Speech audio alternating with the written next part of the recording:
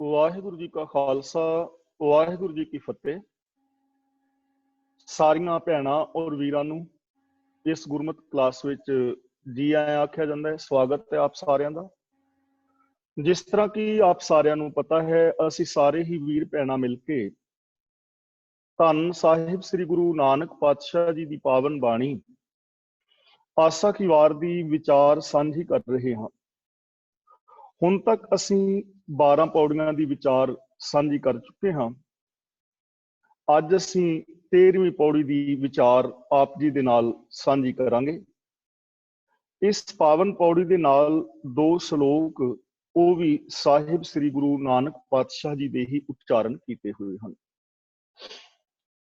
ਜਿਵੇਂ ਕਿ ਅਸੀਂ ਦੇਖਦੇ ਹਾਂ, ਸਾਹਿਬ ਸ੍ਰੀ ਗੁਰੂ ਨਾਨਕ ਪਾਤਸ਼ਾਹ ਜੀ ਦਾ ਆਪਣੀ ਵਿਚਾਰ ਪੇਸ਼ ਕਰਨ ਦਾ ਇੱਕ ਨਵੇਕਲਾ ਔਰ ਵੱਖਰਾ ਢੰਗ ਹੈ। ਉਹ ਪਹਿਲਾਂ ਦੂਜੇ ਦੀ ਵਿਚਾਰ ਸਾਹਮਣੇ ਰੱਖਦੇ ਨੇ ਔਰ ਉਸ ਤੋਂ ਬਾਅਦ ਜੋ ਆਪਣੀ ਵਿਚਾਰ ਹੈ ਉਹ ਪੇਸ਼ ਕਰਦੇ ਹਨ। ਜੋ ਯੂਨੀਵਰਸਲ ਟਰੁੱਥ ਹੈ ਉਹ ਪੇਸ਼ ਕਰਦੇ ਨੇ। ਗੁਰੂ ਪਾਤਸ਼ਾਹ ਜੀ ਦੇ ਪ੍ਰਚਾਰ ਕਰਨ ਦਾ ਢੰਗ ਵੀ ਨਵੇਕਲਾ ਸੀ।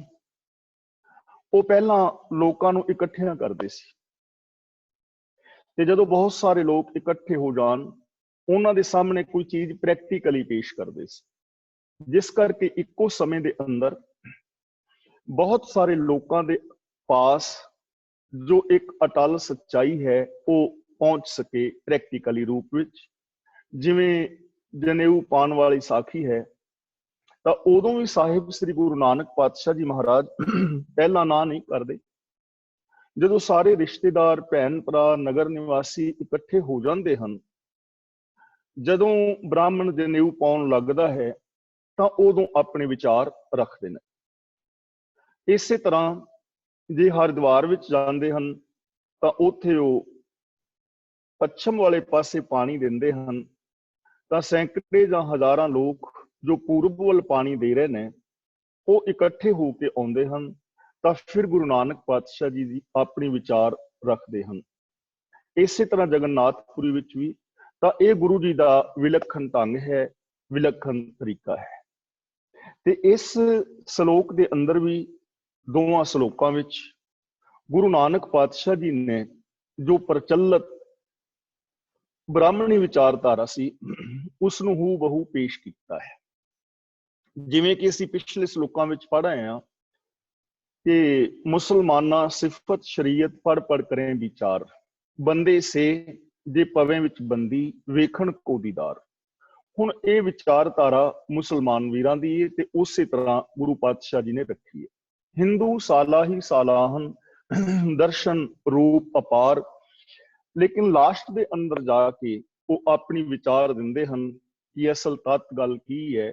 ਨਾਨਕ ਭਗਤਾਂ ਭੁਖ ਸਲਾਹਨ ਸੱਚ ਨਾਮ ਆਧਾਰ, ਸਦਾ ਆਨੰਦ ਰਹੇ ਦਿਨ ਰਾਤੀ ਗੁਣਵੰਤਿਆਂ ਪਾਤਸ਼ਾਹ। ਇਸੇ ਤਰ੍ਹਾਂ ਪਿੱਛੇ ਅਸੀਂ ਪੜ੍ਹਿਆ ਹੈ, ਯੋਗ ਸ਼ਬਦੰ ਗਿਆਨ ਸ਼ਬਦੰ ਵੇਦ ਸ਼ਬਦੰ ਬ੍ਰਾਹਮਣ, ਯਾਨੀ 4 ਧਰਮ ਵੀ ਵੱਖਰੇ ਵੱਖਰੇ ਮਿੱਥੇ ਸਨ। ਤੇ ਗੁਰੂ ਪਾਤਸ਼ਾਹ ਜੀ ਨੇ ਉਹਨਾਂ 4ਾਂ ਦੀ ਗੱਲ ਕਰਕੇ ਅਖੀਰ ਦੇ ਵਿੱਚ ਇੱਕ ਸੱਚਾਈ ਪੇਸ਼ ਕੀਤੀ ਹੈ ਕਿ ਰੱਬ ਨੂੰ ਕਦੇ ਵੀ ਵੰਡਿਆ ਨਹੀਂ ਜਾ ਸਕਦਾ, ਰੱਬ ਦੀ ਇਸ ਕਾਇਨਾਤ ਨੂੰ ਵੰਡਿਆ ਨਹੀਂ ਜਾ ਸਕਦਾ, ਰੱਬ ਦੀ ਇਸ ਮਨੁੱਖਤਾ ਨੂੰ ਜਾਤਾਂ ਪਾਤਾਂ ਦੇ ਨਾਮ ਤੇ ਵੰਡਿਆ ਨਹੀਂ ਜਾ ਸਕਦਾ ਔਰ ਧਰਮਾਂ ਦੇ ਨਾਮ ਤੇ ਵੀ ਵੰਡਿਆ ਨਹੀਂ ਜਾ ਸਕਦਾ। ਰੱਬ ਇੱਕ ਹੈ ਤਾਂ ਧਰਮ ਵੀ ਇੱਕ ਹੈ, ਤੇ ਉਹ ਧਰਮ ਹੈ ਸਚਿਆਰ ਹੋ ਜਾਣਾ, ਉਹ ਧਰਮ ਹੈ ਸੱਚ ਨੂੰ ਆਧਾਰ ਬਣਾ ਕੇ ਮਨੁੱਖੀ ਫਰਜ਼ਾਂ ਨੂੰ ਪੂਰਿਆਂ ਕਰਨਾ। ਹੁਣ ਅਸੀਂ ਇੱਕ ਵਿਚਾਰ ਚੱਲਦੀ ਹੋਈ ਵੇਖਦੇ ਹਾਂ, ਸਤਯੁਗ, ਤ੍ਰੇਤਾ, ਦੁਆਪਰ ਔਰ ਕਲਯੁਗ ਆਦਿ, ਔਰ ਮੰਨਿਆ ਜਾਂਦਾ ਹੈ ਕਿ ਇਹ 4 ਯੁੱਗ ਹੋਏ ਨੇ ਔਰ 4 ਯੁੱਗ ਸਮੇਂ ਅਨੁਸਾਰ ਬਦਲਦੇ ਨੇ। ਸਤਯੁਗ ਵਿੱਚ ਕੁਝ ਹੋਰ ਸੀ, ਦੁਆਪਰ ਵਿੱਚ ਕੁਝ ਹੋਰ ਸੀ, ਤ੍ਰੇਤਾ ਵਿੱਚ ਕੁਝ ਹੋਰ ਸੀ ਔਰ ਕਲਯੁਗ ਦੇ ਅੰਦਰ ਹੁਣ ਵਰਤਾਰਾ ਹੋਰ ਹੈ। ਕਲਯੁਗ ਨੂੰ ਸਾਰਿਆਂ ਤੋਂ ਮਾੜਾ ਯੁੱਗ ਬਿਆਨ ਕੀਤਾ ਜਾਂਦਾ ਹੈ। ਪਰ ਗੁਰੂ ਪਾਤਸ਼ਾਹ ਜੀ ਇਸ ਵਿਚਾਰ ਨੂੰ ਹੂ ਬਹੂ ਪੇਸ਼ ਕਰਕੇ ਜਿਵੇਂ ਮੰਨਿਆ ਜਾ ਰਿਹਾ ਸੀ, ਤੇ ਫਿਰ ਗੁਰੂ ਨਾਨਕ ਪਾਤਸ਼ਾਹ ਜੀ ਆਪਣੀ ਵਿਚਾਰ ਦਿੰਦੇ ਹਨ कि ये युगां की जो वंड है वो मूलों ही गलत है। कोई भी समा अपने आप दे विच चंगा नहीं हुंदा और कोई भी समा अपने आप दे अंदर माड़ा नहीं हुंदा। समा तो अपनी चाले चल रहा है, धरती सूरज के चफेरे घूम रही है, अपने तुरे ते घूम रही है, दिन रात बीत रहे ने, महीने बीत रहे ने, साल बीत रहे ने, सदियां बीत रही ने, इन्हां दा चंगियाई और बुराई दे नाल कोई लेना देना नहीं। समा अपनी चाले चल रहा है, कोई समा चंगा नहीं हुंदा, कोई समा बुरा नहीं हुंदा, समा सिर्फ समा हुंदा। उस समय दे अंदर असीं की करदे हां, साडे ओ कीते हुए कर्म उस समय नूं चंगा जां माड़ा बना दिंदे ने। जैसा मनुख दा वर्तारा हुंदा है, ਉਹ ਸਮਾਂ ਉਸੇ ਤਰ੍ਹਾਂ ਉਸ ਸਮੇਂ ਨੂੰ ਚੰਗਾ ਜਾਂ ਮਾੜਾ ਕਹਿ ਦਿੱਤਾ ਜਾਂਦਾ ਹੈ। ਫਾਰ ਐਗਜ਼ਾਮਪਲ, ਮਿਸਾਲ ਵਜੋਂ, ਹੁਣ ਅਸੀਂ ਸਾਰੇ ਵੀਰ ਭੈਣਾਂ ਆਪੋ ਆਪਣੇ ਘਰਾਂ ਦੇ ਵਿੱਚ ਬੈਠ ਕੇ ਤੇ ਆਨਲਾਈਨ ਸੱਚ ਦੀ ਗੱਲ ਕਰ ਰਹੇ ਹਾਂ, ਗੁਰਬਾਣੀ ਦੀ ਗੱਲ ਸਮਝਣ ਦਾ ਯਤਨ ਕਰ ਰਹੇ ਹਾਂ ਜਿੰਨੀ ਸਾਡੀ ਸੂਝ ਸਮਝ ਹੈ, ਤਾਂ ਇਹ ਸਮਾਂ ਸਾਡੇ ਵਾਸਤੇ ਬਹੁਤ ਚੰਗਾ ਹੈ ਕਿਉਂਕਿ ਅਸੀਂ ਸੱਚ ਨਾਲ ਜੁੜੇ ਹਾਂ। ਇੱਥੇ ਕਿਸੇ ਦੀ ਨਿੰਦਿਆ ਨਹੀਂ, कोई असी ठगी की प्लैनिंग नहीं कर रहे, कोई रिश्वत की प्लैनिंग नहीं कर रहे, तो यह समा सुहावना हो गया ना, क्योंकि असी सारे सच की गल कर रहे हैं, यूनीवर्सल ट्रुथ की गल कर रहे हैं, विश्व शांति किवें आ सकती है वो असी विचार कर रहे हैं, साडे परिवार किवें स्वर्ग हो सकते हैं, असी किवें महान हो सकते हैं, ये विचार कर रहे हैं, तो यह समा बहुत चंगा हो गया साडे लई। पर इसे ही समय ਜਿਹੜਾ ਹੁਣ ਟਾਈਮ ਇਸ ਵਕਤ ਮੇਰੇ ਖਿਆਲ ਚ 2:25 ਹੋ ਗਏ ਨੇ ਇੰਗਲੈਂਡ ਦੇ ਟਾਈਮ ਮੁਤਾਬਕ। ਹੁਣ ਇਸ ਟਾਈਮ ਮੁਤਾਬਕ ਕੋਈ ਲੋਕ ਸ਼ਰਾਬ ਪੀ ਰਹੇ ਹੋਣਗੇ, ਕੋਈ ਜੂਆ ਖੇਲ ਰਿਹਾ ਹੋਵੇਗਾ, ਹੋ ਸਕਦਾ ਹੈ ਕੋਈ ਠੱਗੀ ਕਰ ਰਿਹਾ ਹੋਵੇ, ਤਾਂ ਉਹ ਸਮਾਂ ਚੰਗਾ ਨਾ ਹੋਏ। ਜੇ ਕਿਸੇ ਨੇ ਕਤਲ ਕਰਤਾ 2:25 ਤੇ, ਤਾਂ 2:25 ਉਹਨਾਂ ਵਾਸਤੇ ਤਾਂ ਚੰਗਾ ਨਹੀਂ ਨਾ, ਉਹ ਸਮਾਂ ਮਾੜਾ ਹੋ ਗਿਆ। इसलिए इस दुनिया के अंदर कोई भी शय अपने आप के अंदर ना चंगी है और ना माड़ी है। पैसा है सिर्फ, ना चंगा है ना माड़ा है। ओदी वरतों किवें करोगे, वो चीज पैसे नूं चंगा जां माड़ा बनाएगी। जे इस पैसे नाल असीं अपना परिवार पालदे हां, दसां नवां दी धर्म दी किरत करके पैसा कमाउंदे हां, अपने बच्चे पढ़ाउंदे हां, अपना मतलब घर का कारज करते हैं और ये नाल किसी की हैल्प कर दें जिन्नी साडे तो हुंदी है, तो पैसा चंगा है। पर जे ये पैसा वरत के रिश्वत दे के किसी का हक खा जाइए, प्रॉपर्टी दबा लईए, इसे पैसे नाल नशियां दी वरतों करिए, यही पैसा माड़ा हो जाएगा। तो हुण आओ असीं इस श्लोक दे नाल जुड़िए, सानू ये समझ पै जाए कि कोई सतयुग द्वापर त्रेता नूं गुरमत मानता नहीं दिंदी। सतयुग द्वापर त्रेता असल विच की है, गुरु साहब जी इन्हां श्लोकां राहीं सानू समझा रहे हैं। आओ बड़े प्यार नाल विचारिए। गुरु जी पहले श्लोक विच कहंदे हन, नानक मेर शरीर का एक रथ एक रथवा। इनू रथवाहू नहीं पढ़ना, रथवा। रथवा दा मतलब रथ चलान वाला। मेर दा मतलब हुंदा है शिरोमणी। मेर शरीर का दा मतलब शरीरां दे विचों शिरोमणी। हुण जिन्ने भी बाकी जीव जंत ने, उन्हां विचों मनुख ने शिरोमणी मन्निया। क्यों मन्निया? क्योंकि मनुखी जन्म दे अंदर बंदे दे कोल दिमाग है, इसका दिमाग विकसित होया है, इहदे कोल अपनी भाषा है, ये अपनी भाषा दे नाल अपने ज्ञान नूं, अपने तजर्बे नूं दूजे तक भेज सकता है, अपनियां भावनावां, अपनियां खुशियां चिंतावां दूजे दे कोल पेश कर सकता है, दूजे दीयां भावनावां नूं समझ सकता है और बहुत वड्डियां तरक्कियां कर सकता है। इहदे हथ पैर काम करदे ने जिवें मनुख ने तरक्की कीती भी है। पर दूजे जो जन्म ने, दूजे जो जीव जंत ने, उन्हां दे कोल ये चीज नहीं है। वो अपने आलने वगैरह बनाते हैं, उस हिसाब के नाल जिंदगी कुदरती नियमां विच जी रहे हैं, लेकिन मनुख बड़ा डिवेलप है, शिरोमणी है। तो हुण जे शिरोमणी है तो इहदे कर्म भी शिरोमणी होने चाहिए ने, वो अगे चल के विचारते हैं। हुण गुरु जी कहते ने नानक मेर शरीर का, ये जो शरीर शिरोमणी है मनुख दा, इहदी जिंदगी किवें बीतदी है। एक रथ एक रथवा, इहदी जिंदगी बितण वास्ते एक तां रथ है जिस दे उत्ते मनुख सवार है, और एक रथ नूं चलाण वाला है। हुण रथ नूं एक तां चलाण वाला है ते एक रथ है, ते बंदा उहदे ते जिहड़ा शरीर है सवार है। हुण अगे गुरु पातशाह जी बयान करदे ने, जुग जुग फेर वटाई है, ज्ञानी बुझ है ताह। जुग जुग दा मतलब समय समय सिर।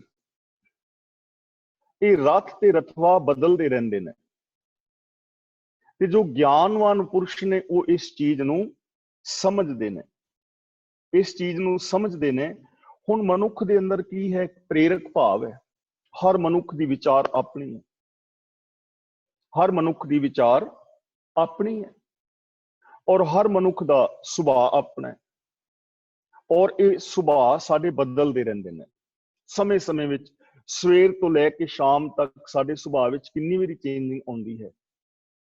कई बार असीं बड़े निमाणे जे हो जाने आ, बड़ा मिठा बोलते हैं, सुभाव विच चेंजिंग आ गई, शब्दावली विच चेंजिंग आ गई। लेकिन कई बार साडे सुभाव दे अंदर बदलाव आउंदा है, असीं बड़ा बुरा बोलते हैं। जे घर सब्जी विच लूण मिर्च घट हो जाए तो कई बार थाली ਉਹ ਵਗਾ के मारते हैं। कदे साडे अंदर दया दा भाव हुंदा है, कदे क्रूरता दा भाव हुंदा है। साडा सुभाव और साडा विहार बदलदा रहिंदा है। इसे तरह जिंदगी दे अंदर भी हौले हौले सुभाव, साडा ज्ञान, साडा तजर्बा, साडे कर्म बदलते रहंदे ने। कितने सारे लोगों नूं असीं जाणदे हां ਜਿਹੜੇ ਪਹਿਲਾਂ ਨਸ਼ਿਆਂ ਦੀ ਵਰਤੋਂ ਕਰਦੇ ਸਨ, ਲੜਾਈ ਦੰਗੇ ਫਸਾਦ ਕਰਦੇ ਸਨ, ਉਹਨਾਂ ਦਾ ਸੁਭਾਅ ਬਣ ਗਿਆ ਸੀ ਐਸਾ।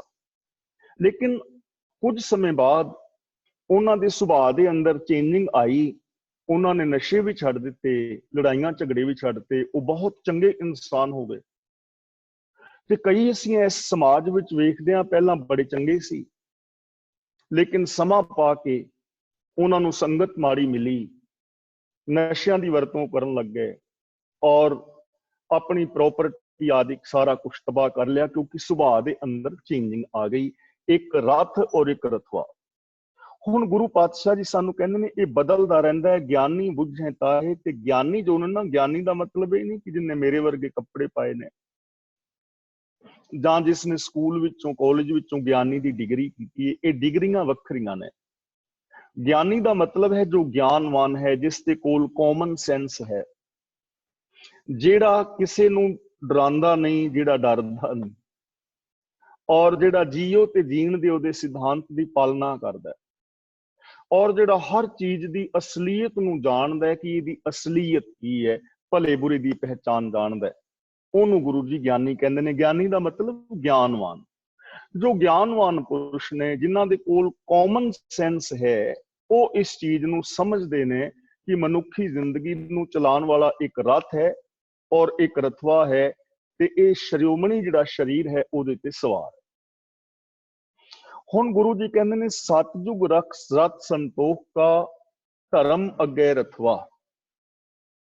लोग ये गल कहंदे ने कि सतयुग बहुत चंगा सी, सतयुग दे अंदर सारे लोग भले सन, सारे लोग चंगे कर्म करते सन।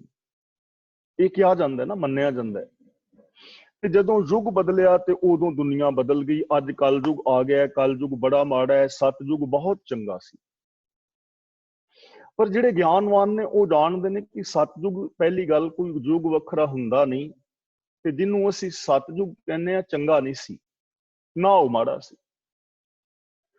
ਦੇਖੋ, ਦੇਵਤਿਆਂ ਦੇ ਵਿੱਚੋਂ ਬ੍ਰਹਮਾ ਸ਼੍ਰੋਮਣੀ ਦੇਵਤਾ ਹੈ, ਜਿਹਨੂੰ ਲੋਕ ਇਹ ਵੀ ਕਹਿੰਦੇ ਨੇ ਕਿ ਸ੍ਰਿਸ਼ਟੀ ਦਾ ਸਿਰਜਕ ਹੈ। ਮਿੱਥ ਹੈ ਨਾ ਲੋਕਾਂ ਦੀ। ਪਰ ਸਤਯੁਗ ਦੇ ਅੰਦਰ ਬ੍ਰਹਮਾ, ਜੋ ਸ਼ਾਸਤਰਾਂ ਵਿੱਚ ਕਹਾਣੀਆਂ ਲਿਖੀਆਂ ਨੇ, ਉਹਨਾਂ ਮੁਤਾਬਕ ਆਪਣੀ ਹੀ ਬੇਟੀ ਦੇ ਉੱਤੇ ਮੈਲੀ ਨਜ਼ਰ ਰੱਖ ਰਿਹਾ ਹੈ।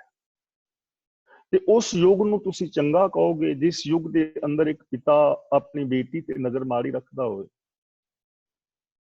ਨਹੀਂ ਨਾ ਚੰਗਾ। ਇੰਦਰ ਦੇਵਤਾ ਸਵਰਗ ਸਤਯੁਗ ਵਿੱਚ ਹੀ ਹੋਇਆ ਨਾ, ਤੇ ਦੇਵਤਿਆਂ ਦਾ 33 ਕਰੋੜ ਦਾ ਸਰਦਾਰ ਮੰਨਿਆ ਜਾਂਦਾ ਹੈ। ਪਰ ਜੋ ਪੁਰਾਣਾਂ ਵਿੱਚ, ਸ਼ਾਸਤਰਾਂ ਵਿੱਚ ਲਿਖੀਆਂ ਕਹਾਣੀਆਂ ਨੇ, ਉਹਨਾਂ ਮੁਤਾਬਕ ਇੰਦਰ ਦੇਵਤਾ ਜੋ ਹੈ ਗੌਤਮ ਦੀ ਔਰਤ ਦੇ ਨਾਲ ਬਲਾਤਕਾਰ ਕਰਦਾ ਹੈ। ਗੁਰਬਾਣੀ ਵਿੱਚ ਹਵਾਲਾ ਆਉਂਦਾ ਹੈ, ਗੌਤਮ ਤਪਾ ਅਹਿल्या ਇਸਤਰੀ, ਤਿਸ ਦੇਖ ਇੰਦਰ ਲੁਭਾਇਆ, ਸਹਿਸ ਸ਼ਰੀਰ ਚਿਹਨ ਪਗ ਹੋਏ, ਤਾਂ ਮਨ ਪਛੁਤਾਇਆ। ਤਾਂ ਕੀ ਅਸੀਂ ਕਹਿ ਸਕਦੇ ਹਾਂ ਕਿ ਸਤਿਯੁਗ ਦੇ ਅੰਦਰ ਸਾਰੇ ਲੋਕ ਚੰਗੇ ਸੀ? ਤੇ ਅੱਜ ਇਸ ਯੁੱਗ ਦੇ ਅੰਦਰ ਦੇਖੋ, ਜਿਹਨੂੰ ਕਲਯੁਗ ਕਹਿੰਦੇ ਨੇ, 10 ਗੁਰੂ ਸਾਹਿਬਾਨ ਇਸੇ ਯੁੱਗ ਵਿੱਚ ਹੋਏ ਨੇ। ਇਸੇ ਯੁੱਗ ਦੇ ਅੰਦਰ ਅਨੇਕਾਂ ਸ਼ਹੀਦ, ਜਿਨ੍ਹਾਂ ਦਾ ਨਾਮ ਰੋਜ਼ ਅਰਦਾਸ ਵਿੱਚ ਲੈਂਦੇ ਆ, ਉਹ ਹੋਏ ਨੇ। ਇਸੇ ਯੁੱਗ ਦੇ ਅੰਦਰ ਅਕਲ ਦੀਆਂ ਗੱਲਾਂ ਨੇ, ਭਗਤ ਪੂਰਨ ਸਿੰਘ ਵਰਗੇ ਨੇ। ਇਸੇ ਯੁੱਗ ਦੇ ਅੰਦਰ ਹੋਰ ਹਜ਼ਾਰਾਂ ਲੋਕ ਨੇ ਜੋ ਅੱਜ ਵੀ ਚੰਗੀ ਜ਼ਿੰਦਗੀ ਜੀ ਰਹੇ ਨੇ। ਇਸ ਯੁੱਗ ਦੇ ਅੰਦਰ ਜਿੰਨੀ ਤਰੱਕੀ ਹੋਈ ਹੈ ਪਿਛਲੇ ਯੁੱਗਾਂ ਵਿੱਚ ਨਹੀਂ ਹੋਈ। ਵਿਗਿਆਨ ਦੇ ਖੇਤਰ ਵਿੱਚ ਵੀ, ਸਮਾਜ ਵਿੱਚ ਵੀ, ਰਾਜਨੀਤੀ ਵਿੱਚ ਵੀ ਕਿੰਨੇ ਸਾਰੇ ਚੰਗੇ ਬਦਲਾਵ ਆਏ ਨੇ। ਇਹਦਾ ਮਤਲਬ ਇਹ ਨਹੀਂ ਕਿ ਸਾਰੇ ਚੰਗੇ ਨੇ, ਅੱਜ ਵੀ ਬਹੁਤ ਸਾਰੇ ਮਾੜੇ ਨੇ, ਪਹਿਲਾਂ ਵੀ ਮਾੜੇ ਸਨ। ਤਾਂ ਗੁਰੂ ਜੀ ਕਹਿੰਦੇ ਨੇ ਸਤਿਯੁਗ ਹੈ ਕੀ? ਸਤਿਯੁਗ ਕੀ ਹੈ? ਹਰ ਵਕਤ ਇਹ ਚਾਰੇ ਯੁੱਗ ਨਾਲ ਹੀ ਚੱਲ ਰਹੇ ਨੇ। ਗੁਰੂ ਜੀ ਕਹਿੰਦੇ ਨੇ ਸਤਿਯੁਗ ਰਥ ਸੰਤੋਖ ਕਾ, ਧਰਮ ਅੱਗੇ ਰਥਵਾ। ਹੁਣ ਅਸੀਂ ਰਥ ਦੇ ਉੱਤੇ ਯਾਤਰਾ ਕਰ ਰਹੇ ਹਾਂ, ਤੇ ਰਥ ਹੋਵੇ ਸੰਤੋਖ ਦਾ, ਸੰਤੋਖ ਦੇ ਉੱਤੇ ਬੰਦਾ ਸਵਾਰੀ ਕਰੇ। ਧਰਮ ਅੱਗੇ ਰਥਵਾ, ਤੇ ਜੀਵਨ ਨੂੰ ਖਿੱਚਣ ਵਾਲਾ, ਰਥ ਨੂੰ ਚਲਾਉਣ ਵਾਲਾ ਹੋਵੇ ਧਰਮ। ਤਾਂ ਸਮਝ ਲਓ ਤੁਸੀਂ ਸਤਿਯੁਗ ਦੇ ਵਿੱਚ ਹੋ, ਇਹਨੂੰ ਕਹਿੰਦੇ ਨੇ ਸਤਿਯੁਗ। ਯਾਨੀ ਜ਼ਿੰਦਗੀ ਦੇ ਅੰਦਰ ਦੋ ਗੁਣ ਆ ਗਏ ਨਾ। ਅੱਗੇ ਜੀਵਨ ਨੂੰ ਚਲਾਉਣ ਵਾਲਾ ਰਥਵਾ ਜਿਹੜਾ ਹੈ ਉਹ ਹੈ ਧਰਮ, ਤੇ ਧਰਮ ਦਾ ਮਤਲਬ ਸੱਚ ਨੂੰ ਆਧਾਰ ਬਣਾ ਕੇ ਮਨੁੱਖੀ ਫਰਜ਼ਾਂ ਨੂੰ ਪੂਰੀਆਂ ਕਰਨਾ। ਸਾਡੀ ਜ਼ਿੰਦਗੀ ਨੂੰ ਇਹ ਚੀਜ਼ ਖਿੱਚ ਰਹੀ ਹੈ, ਅਗਵਾਈ ਕਰ ਰਹੀ ਹੈ ਸਾਡੀ ਜ਼ਿੰਦਗੀ ਦੀ। ਸਾਡੀ ਜ਼ਿੰਦਗੀ ਦੀ ਇਹ ਚੀਜ਼ ਅਗਵਾਈ ਕਰ ਰਹੀ ਹੈ। ਔਰ ਅਸੀਂ ਸੰਤੋਖ ਦੇ ਉੱਤੇ ਸਵਾਰ ਹਾਂ। ਜੋ ਸਾਨੂੰ ਸਾਡੇ ਕਰਮ ਕਰਕੇ, ਚੰਗੇ ਕਰਮ ਕਰਕੇ ਸੱਚ ਦੇ ਨਾਲ ਮਿਲਦਾ ਹੈ, ਉਹਦੇ ਵਿੱਚ ਬੰਦਾ ਸੰਤੁਸ਼ਟ ਹੈ, ਤਾਂ ਉਹ ਸਮਝ ਲਓ ਸਤਿਯੁਗ ਵਿੱਚ ਹੈ ਹੁਣ ਵੀ। ਤੇ ਜੇ ਜਿਹਨੂੰ ਸਤਿਯੁਗ ਕਹਿੰਦੇ ਆ, ਉਦੋਂ ਵੀ ਜੇ ਕੋਈ ਬੰਦਾ ਮਾੜਾ ਸੀ ਤੇ ਉਹ ਸਤਿਯੁਗ ਵਿੱਚ ਨਹੀਂ ਸੀ। ਯਾਨੀ ਇਹ ਸੁਭਾਅ ਹੈ ਔਰ ਬਦਲਦਾ ਰਹਿੰਦਾ ਹੈ। ਤਾਂ ਇਟ ਮੀਨਸ ਜੇ ਅਸੀਂ ਆਪਣੇ ਜੀਵਨ ਨੂੰ ਸਤਿਯੁਗ ਬਣਾਉਣਾ ਚਾਹੁੰਦੇ ਹਾਂ, ਇਸ ਸਮਾਜ ਨੂੰ, ਔਰ ਅਸੀਂ ਖੁਦ ਸਤਿਯੁਗੀ ਹੋਣਾ ਚਾਹੁੰਦੇ ਹਾਂ, ਆਪਣੇ ਪਰਿਵਾਰ ਵਿੱਚ ਸਤਿਯੁਗ ਲਿਆਉਣਾ ਚਾਹੁੰਦੇ ਹਾਂ, ਸਮਾਜ ਵਿੱਚ ਲਿਆਉਣਾ ਚਾਹੁੰਦੇ ਹਾਂ, ਤਾਂ ਉਹਦੇ ਵਾਸਤੇ ਦੋ ਚੀਜ਼ਾਂ ਨੇ। ਸੰਤੋਖ ਦੇ ਉੱਤੇ ਸਵਾਰ ਹੋਣਾ ਪਵੇਗਾ, ਔਰ ਅੱਗੇ ਜੋ ਜੀਵਨ ਦਾ ਪ੍ਰੇਰਕ ਹੈ ਉਹ ਧਰਮ ਹੋਵੇ, ਤਾਂ ਸਮਝ ਲਓ ਸਤਿਯੁਗ ਹੈ। ਹੁਣ ਇਸ ਚੀਜ਼ ਨੂੰ ਅਸੀਂ ਥੋੜਾ ਜਿਹਾ ਵਿਚਾਰਨ ਦਾ ਯਤਨ ਕਰੀਏ। ਸਪੋਜ਼ ਕਿ ਹਰ ਬੰਦਾ ਸੱਚ ਬੋਲਣ ਲੱਗ ਜਾਏ, ਉਹਦੀ ਮੈਂਟੈਲਿਟੀ ਸੱਚੀ ਹੋ ਜਾਏ, ਉਹਦੇ ਬੋਲ ਸੱਚੇ ਹੋਣ, ਵਿਹਾਰ ਸੱਚਾ ਹੋਵੇ, ਤੇ ਹਰ ਬੰਦਾ ਸੰਤੋਖੀ ਹੋਵੇ ਕਿ ਜੋ ਕਿਰਤ ਕਰਕੇ ਮਿਲਿਆ ਹੈ ਉਹਦੇ ਵਿੱਚ ਆਪਣਾ ਬਜਟ ਬਣਾ ਕੇ ਗੁਜ਼ਾਰਾ ਕਰੇ, ਤਾਂ ਦੱਸੋ ਇਸ ਸੰਸਾਰ ਦੇ ਅੰਦਰ ਕੋਈ ਸਮੱਸਿਆ ਰਹਿ ਜਾਏਗੀ? ਕੋਈ ਸਮੱਸਿਆ ਨਹੀਂ ਰਹਿ ਜਾਏਗੀ। ਪਰਿਵਾਰ ਵਿੱਚ ਕੋਈ ਸਮੱਸਿਆ ਨਹੀਂ ਰਹਿ ਜਾਏਗੀ। ਸਾਡੀ ਜ਼ਿੰਦਗੀ ਵਿੱਚ ਕੋਈ ਸਮੱਸਿਆ ਨਹੀਂ ਰਹਿ ਜਾਏਗੀ, ਕਿਉਂਕਿ ਸਮੱਸਿਆਵਾਂ ਪੈਦਾ ਹੀ ਝੂਠ ਕਰਕੇ ਹੁੰਦੀਆਂ ਨੇ ਔਰ ਅਸੰਤੋਸ਼ ਕਰਕੇ ਹੁੰਦੀਆਂ ਨੇ। ਤਾਂ ਗੁਰੂ ਜੀ ਕਹਿੰਦੇ ਨੇ ਕੋਈ ਵੱਖਰਾ ਸਤਿਯੁਗ ਨਹੀਂ ਹੈ। ਸਤਿਯੁਗ ਮਨੁੱਖੀ ਜੀਵਨ ਦੇ ਉਸ ਢੰਗ ਨੂੰ ਕਹਿੰਦੇ ਨੇ ਜਦੋਂ ਮਨੁੱਖ ਸੱਚ ਦੇ ਇਹ ਸੰਤੋਖ ਦੇ ਉੱਤੇ ਸਵਾਰ ਹੁੰਦਾ ਹੈ, ਔਰ ਉਹਦਾ ਅੱਗੋਂ ਜੀਵਨ ਦਾ ਪ੍ਰੇਰਕ ਜਿਹੜਾ ਸੁਭਾਅ ਹੈ ਉਹ ਧਰਮ ਹੁੰਦਾ ਹੈ। ਅਗਲਾ ਬਚਨ ਕਰਦੇ ਨੇ, ਤ੍ਰੇਤੈ ਰਥ ਜਤੈ ਕਾ, ਜੋਰ ਅੱਗੇ ਰਥਵਾ। ਹੁਣ ਤ੍ਰੇਤਾ ਯੁੱਗ, ਜਿਸ ਵਿੱਚ ਰਾਮਚੰਦਰ ਜੀ ਹੋਏ ਨੇ। ਹੁਣ ਜੇ ਅਸੀਂ ਤ੍ਰੇਤੇ ਯੁੱਗ ਨੂੰ ਚੰਗਾ ਮੰਨੀਏ ਕਿ ਸਾਰੇ ਹੀ ਲੋਕ ਚੰਗੇ ਸਨ, ਤਾਂ ਇਹ ਨਹੀਂ ਕਿਹਾ ਜਾ ਸਕਦਾ। ਹਿੰਦੂ ਵੀਰ ਰਾਮਚੰਦਰ ਜੀ ਨੂੰ ਰਾਮ ਭਗਵਾਨ ਦਾ ਅਵਤਾਰ ਮੰਨਦੇ ਨੇ, ਔਰ ਰਾਵਣ ਨੂੰ ਗਲਤ ਕਿਹਾ ਜਾਂਦਾ ਹੈ। ਜੇ ਰਾਮ ਚੰਗਾ ਹੈ ਤੇ ਨਾਲ ਰਾਵਣ ਵੀ ਤਾਂ ਹੈ ਨਾ, ਬੁਰਾਈ ਦਾ ਪ੍ਰਤੀਕ ਹੈ। ਇਹਦਾ ਮਤਲਬ ਤ੍ਰੇਤਾ ਵੀ ਯੁੱਗ ਸਾਰੇ ਲੋਕ ਤਾਂ ਚੰਗੇ ਨਹੀਂ ਹਨ। ਜੇ ਰਾਮ ਹੈ ਤਾਂ ਦੂਜੇ ਪਾਸੇ ਰਾਵਣ ਵੀ ਹੈ। ਔਰ ਇਸ ਯੁੱਗ ਦੇ ਅੰਦਰ ਜਦੋਂ ਅਸੀਂ ਇਹਨੂੰ ਵੇਖਦੇ ਹਾਂ, ਜਿਹਨੂੰ ਤ੍ਰੇਤਾ ਕਿਹਾ ਜਾਂਦਾ ਹੈ, ਉਦੋਂ ਪ੍ਰਜਾ ਦੇ ਅੰਦਰ ਕਿਵੇਂ ਊਚ ਨੀਚ ਦੇ ਵਿਤਕਰੇ ਨੇ, ਜਿਵੇਂ ਆਪਾਂ ਕੱਲ ਵੀ ਬੇਨਤੀ ਕੀਤੀ ਸੀ। ਸੰਭੂਕ ਨਾਮ ਦੇ ਰਿਸ਼ੀ ਨੂੰ ਇਸ ਕਰਕੇ ਕਤਲ ਕਰ ਦਿੱਤਾ ਗਿਆ ਸੀ ਕਿ ਉਹ ਅਖੌਤੀ ਨੀਵੀਂ ਜਾਤ ਵਿੱਚੋਂ ਸੀ, ਅਖੌਤੀ ਸ਼ੂਦਰ ਸੀ।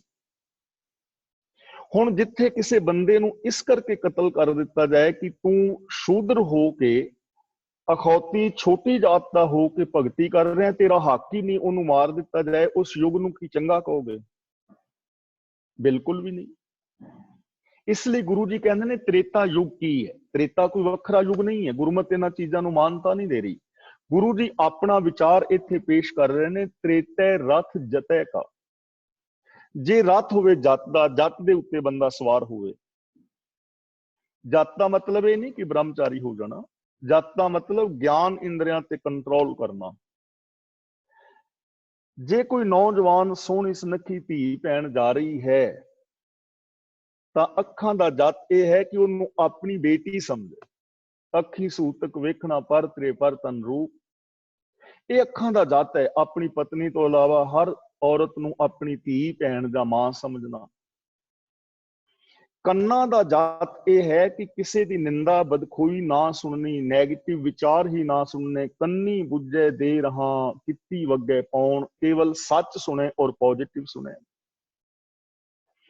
ਜ਼ਬਾਨ ਦਾ ਜੱਤ ਇਹ ਹੈ ਕਿ ਜ਼ਬਾਨ ਦੇ ਨਾਲ ਕੌੜੇ ਬੋਲ ਨਾ ਬੋਲੇ, ਕਿਸੇ ਦੀਆਂ ਭਾਵਨਾਵਾਂ ਨੂੰ ਨਾ ਦੁਖਾਏ, ਝੂਠ ਨਾ ਬੋਲੇ, ਪਿਆਰ ਦੇ ਨਾਲ ਬੋਲੇ।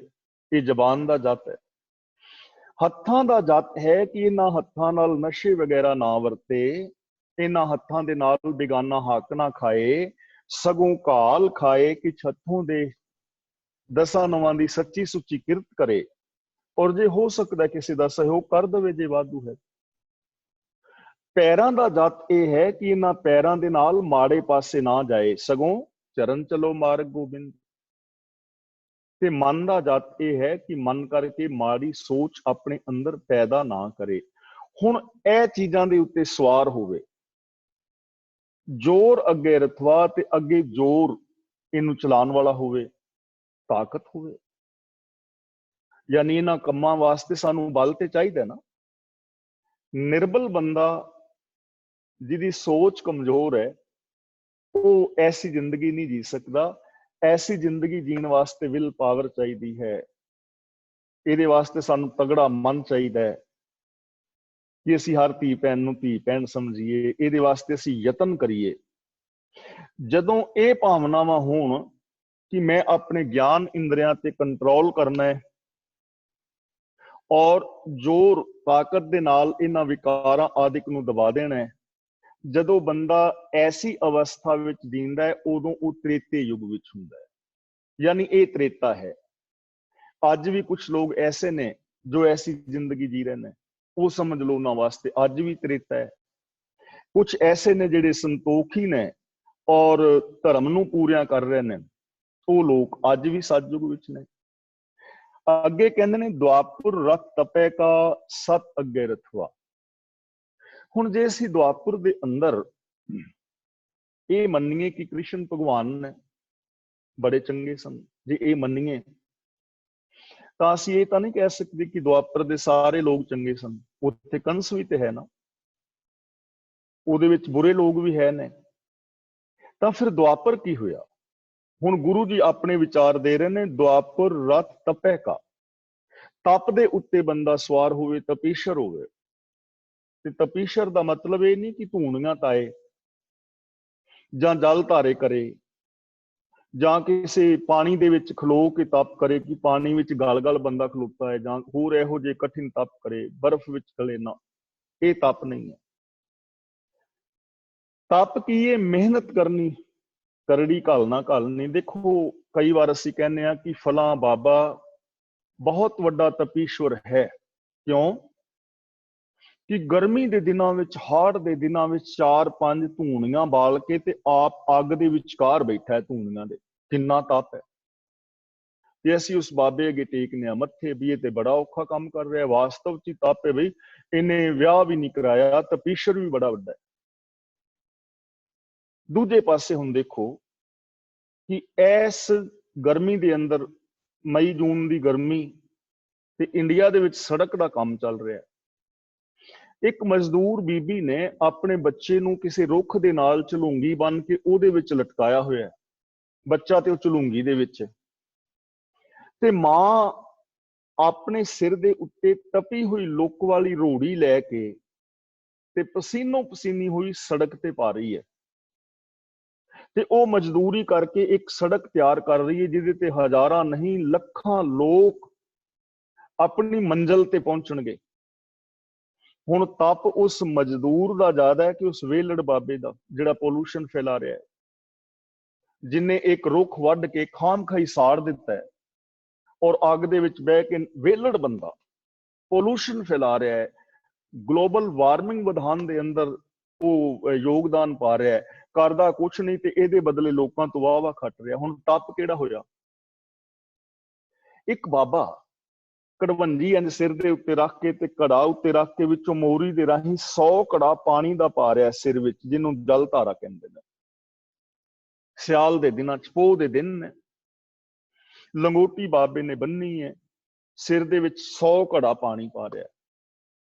ਤੇ ਅਸੀਂ ਕਹਿੰਦੇ ਆ ਵੀ ਬੜਾ ਤਪਸਵੀ ਬਾਬਾ ਹੈ, ਸਿਆਲ ਦੇ ਦਿਨ 100 ਘੜਾ ਪਾਣੀ ਪਾਣਾ ਤੇ ਨਾਲ ਜਪ ਕਰ ਰਿਹਾ ਹੈ। ਇਹਦੇ ਤੋਂ ਵੱਡਾ ਤਪਸਵੀ ਦੇ ਅਸੀਂ ਮੱਥੇ ਟੇਕਣ ਤੁਰ ਪੈਂਦੇ ਆ, ਲੋਕ ਤੁਰ ਪੈਂਦੇ। ਦੂਜੇ ਪਾਸੇ ਇੱਕ ਕਿਸਾਨ, ਪੋਹ ਦੇ ਦਿਨ ਨੇ, ਕੋਹਰਾ ਪਿਆ ਹੈ, ਬਰਸਾਤ ਪਈ ਹੈ, ਠੱਕਾ ਵਗ ਰਿਹਾ ਹੈ, ਤੇ ਇੰਨੀ ਸਰਦੀ ਦੇ ਅੰਦਰ ਠਰੂ ਠਰੂ ਕਰਦਾ ਹੋਇਆ ਪਾਣੀ ਦੇ ਵਿੱਚੋਂ ਬਰਸੀਨ ਵੱਢ ਰਿਹਾ, ਤੇ ਪਾਣੀ ਦੇ ਵਿੱਚੋਂ ਬਰਸੀਨ ਵੱਢ ਕੇ ਸਿਰ ਦੇ ਉੱਤੇ ਬਰਸੀਨ ਦੀ ਪੰਡ ਟੁੱਪ ਟੁੱਪ ਪਾਣੀ ਟੁੱਪਦਾ ਜਾ ਰਿਹਾ ਹੈ, ਔਰ ਬਰਸਾਤ ਪੈਂਦੀ ਹੈ ਤੇ ਕੰਬਦਾ ਹੋਇਆ ਲਿਆ ਕੇ ਮੱਝਾਂ ਗਾਵਾਂ ਨੂੰ ਪਾ ਰਿਹਾ। ਉਹਦਾ ਉਹ ਦੁੱਧ ਪੈਦਾ ਕਰਕੇ ਲੋਕਾਂ ਤੱਕ ਪਹੁੰਚਾ ਰਿਹਾ। ਹੁਣ ਤਾਪ ਕਿਹਦਾ ਚੰਗਾ ਹੈ? ਤਪ ਕਿਹਦਾ ਚੰਗਾ ਹੈ? ਉਹ ਕੌਣ ਮਹਾਨ ਹੈ?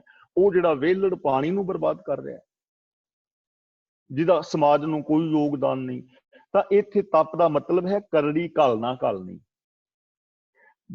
ਤ੍ਰੇਤੇ ਰਥ ਦੁਆਪੁਰ ਰਥ ਤਪੇ ਕਾ। ਦੁਆਪੁਰ ਯੁੱਗ ਦੇ ਅੰਦਰ ਉਹ ਬੰਦਾ ਜੀ ਰਿਹਾ ਹੈ ਜੋ ਕਰੜੀ ਘਾਲਣਾ ਘਾਲ ਰਿਹਾ ਹੈ, ਤੇ ਇਸ ਕਰੜੀ ਘਾਲਣਾ ਨੂੰ ਖਿੱਚਣ ਵਾਲਾ ਕੌਣ ਹੈ? ਸਤ ਅੱਗੇ ਰਥਵਾ, ਉੱਚਾ ਆਚਰਨ ਇਸ ਜੀਵਨ ਨੂੰ ਖਿੱਚ ਰਿਹਾ ਹੈ। ਕਰੜੀ ਘਾਲਣਾ ਘਾਲ ਰਿਹਾ ਹੈ, ਲੇਕਿਨ ਉੱਚਾ ਆਚਰਨ ਹੈ। ਆਚਰਨ ਦੇ ਵਿੱਚ ਕੋਈ ਗਿਰਾਵਟ ਨਹੀਂ, ਨਾ ਬੇਈਮਾਨੀ ਹੈ, ਨਾ ਠੱਗੀ ਹੈ, ਨਾ ਉਹ ਬੰਦਾ ਕਰੈਕਟਰਲੈਸ ਹੈ। ਤਾਂ ਸਮਝੋ ਉਹ ਦੁਆਪਰ ਦੇ ਵਿੱਚ ਵਿਚਰ ਰਿਹਾ ਹੈ। ਕੋਈ ਦੁਆਪਰ ਵੱਖਰਾ ਯੁੱਗ ਨਹੀਂ ਹੈ, ਇਹ ਬ੍ਰਾਹਮਣ ਦੀ ਮਨੌਤ ਹੈ, ਪੁਜਾਰੀ ਦੀ ਮਨੌਤ ਹੈ। ਹੁਣ ਅੱਗੇ ਬਚਨ ਕਰਦੇ ਨੇ, ਕਲਯੁਗ ਰਥ ਅਗਨ ਕਾ, ਕੂੜ ਅੱਗੇ ਰਥਵਾ। ਅਗਨ ਦਾ ਮਤਲਬ ਇੱਥੇ ਹੈ ਤ੍ਰਿਸ਼ਨਾ। ਬੰਦਾ ਤ੍ਰਿਸ਼ਨਾ ਦੇ ਉੱਤੇ ਸਵਾਰ ਹੋਵੇ, ਸੁਭਾਅ ਦੇ ਅੰਦਰ ਤ੍ਰਿਸ਼ਨਾ ਹੋਵੇ, ਮਨ ਦੇ ਅੰਦਰ ਤ੍ਰਿਸ਼ਨਾ ਕਿ ਮੇਰੇ ਕੋਲ ਹੋਰ ਆ ਜਾਏ, ਹੋਰ ਆ ਜਾਏ, ਹੋਰ ਆ ਜਾਏ, ਹੋਰ ਆ ਜਾਏ। ਤੇ ਹੋਰ ਲਿਆਉਣ ਵਾਸਤੇ ਤ੍ਰਿਸ਼ਨਾ ਦੇ ਉੱਤੇ ਸਵਾਰ ਬੰਦੇ ਦੇ ਜੀਵਨ ਨੂੰ ਖਿੱਚ ਰਿਹਾ ਹੋਵੇ ਕੂੜ। ਕੂੜ ਦਾ ਮਤਲਬ ਝੂਠ। ਅੱਗੇ ਜੀਵਨ ਨੂੰ ਖਿੱਚਣ ਵਾਲਾ ਝੂਠ ਹੋਵੇ, ਤ੍ਰਿਸ਼ਨਾ ਦੇ ਨਾਲ ਬੰਦਾ ਗ੍ਰਸਤ ਹੋਵੇ, ਤੇ ਤ੍ਰਿਸ਼ਨਾ ਨੂੰ ਪੂਰੀਆਂ ਕਰਨ ਵਾਸਤੇ ਝੂਠ ਦਾ ਸਹਾਰਾ ਲੈਂਦਾ ਹੋਵੇ, ਤਾਂ ਗੁਰੂ ਜੀ ਕਹਿੰਦੇ ਨੇ ਸਮਝੋ ਕਲਯੁਗ ਵਿੱਚ ਜੀ ਰਿਹਾ ਹੈ। ਇਹ ਕਲਯੁਗ, ਇਹ ਮਨੁੱਖੀ ਸੁਭਾਅ ਹੈ। ਇਹ ਚਾਰੇ ਮਨੁੱਖ ਦੇ ਸੁਭਾਅ ਨੇ, ਯੁੱਗ ਵੱਖਰੇ ਨਹੀਂ ਹਨ, ਸਾਡੇ ਅੰਦਰ ਵਿੱਚ ਵਰਤ ਰਹੇ ਨੇ। ਗਿਆਨੀ ਬੁੱਝੇ ਤਾਹੇ, ਇਹਨਾਂ ਨੂੰ ਕੋਈ ਗਿਆਨਵਾਨ ਜਾਣਦਾ, ਗਿਆਨਵਾਨ ਸਮਝਦਾ। ਜਿਹੜੇ ਅਗਿਆਨੀ ਨੇ ਉਹ ਤੇ ਹੀ ਕਹੀ ਜਾਣਗੇ ਹਾਂਜੀ ਸਤਯੁਗ ਕਲਯੁਗ ਹੋਇਆ। ਸਾਡੇ ਲੋਕ ਵੀ ਕਹਿੰਦੇ ਨੇ ਬਾਣੀ ਵਿੱਚ ਲਿਖਿਆ ਜੀ ਕਲਯੁਗ ਸਤਯੁਗ, ਪਰ ਪੜ੍ਹਦੇ ਨਹੀਂ ਨਾ।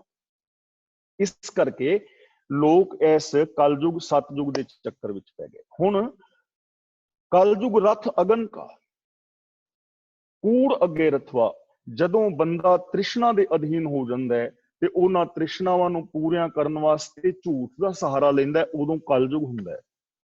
ਦੇਖੋ ਲੋਕ ਸ਼ਾਰਟਕਟ ਅਪਣਾਉਣ ਵਾਸਤੇ, ਹੁਣ ਆ ਪੰਜਾਬ ਵਿੱਚ ਚਿੱਟੇ ਨਸ਼ੇ ਦਾ ਰੌਲਾ ਪੈਂਦਾ ਨਾ ਕਿ 6ਵਾਂ ਦਰਿਆ, ਚਿੱਟਾ ਨਸ਼ਾ ਜਾਂ ਹੋਰ ਨਸ਼ੇ ਇਹ ਵੇਚ ਕੇ ਤੇ ਅਮੀਰ ਬਣਨਾ ਤੇ ਕਿਸੇ ਦੇ ਬੱਚਿਆਂ ਦੀ ਜ਼ਿੰਦਗੀ ਬਰਬਾਦ ਕਰ ਦੇਣੀ, ਇਸ ਤੋਂ ਵੱਡਾ ਕਲਯੁਗ ਕੀ ਹੋ ਸਕਦਾ। ਕਲਯੁਗ ਅੰਦਰ ਵਰਤ ਰਿਹਾ ਹੈ ਸੁਭਾਅ ਵਿੱਚ।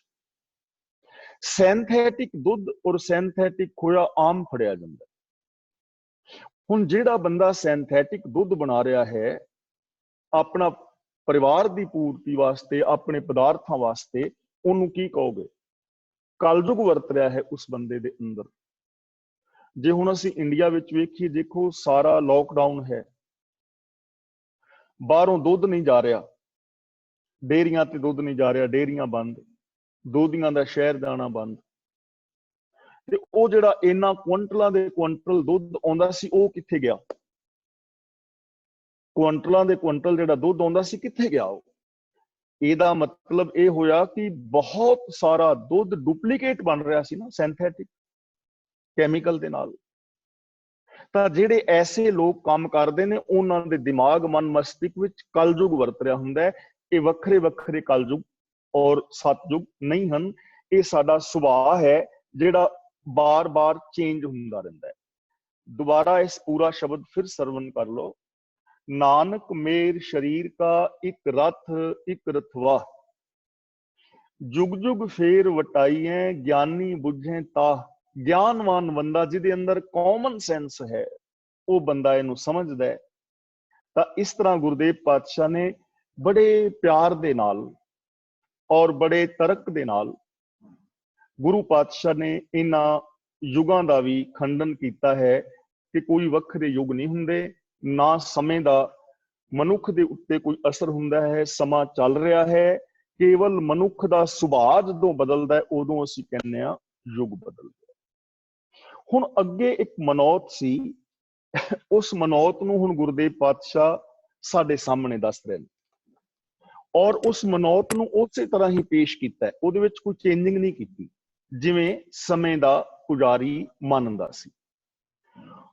ਹੁਣ ਉਹ ਕਹਿੰਦੇ ਨੇ, ਸਾਮ ਕਹੈ ਸੇਤੰਬਰ ਸੁਆਮੀ, ਸੱਚ ਮੈਂ ਆਛੈ ਸਾਚ ਰਹੇ, ਸਭ ਕੋ ਸੱਚ ਸਮਾਵੇ। ਸਾਮ ਵੇਦ ਹੈ, ਹਿੰਦੂ ਧਰਮ ਦੇ 4 ਵੇਦ ਨੇ।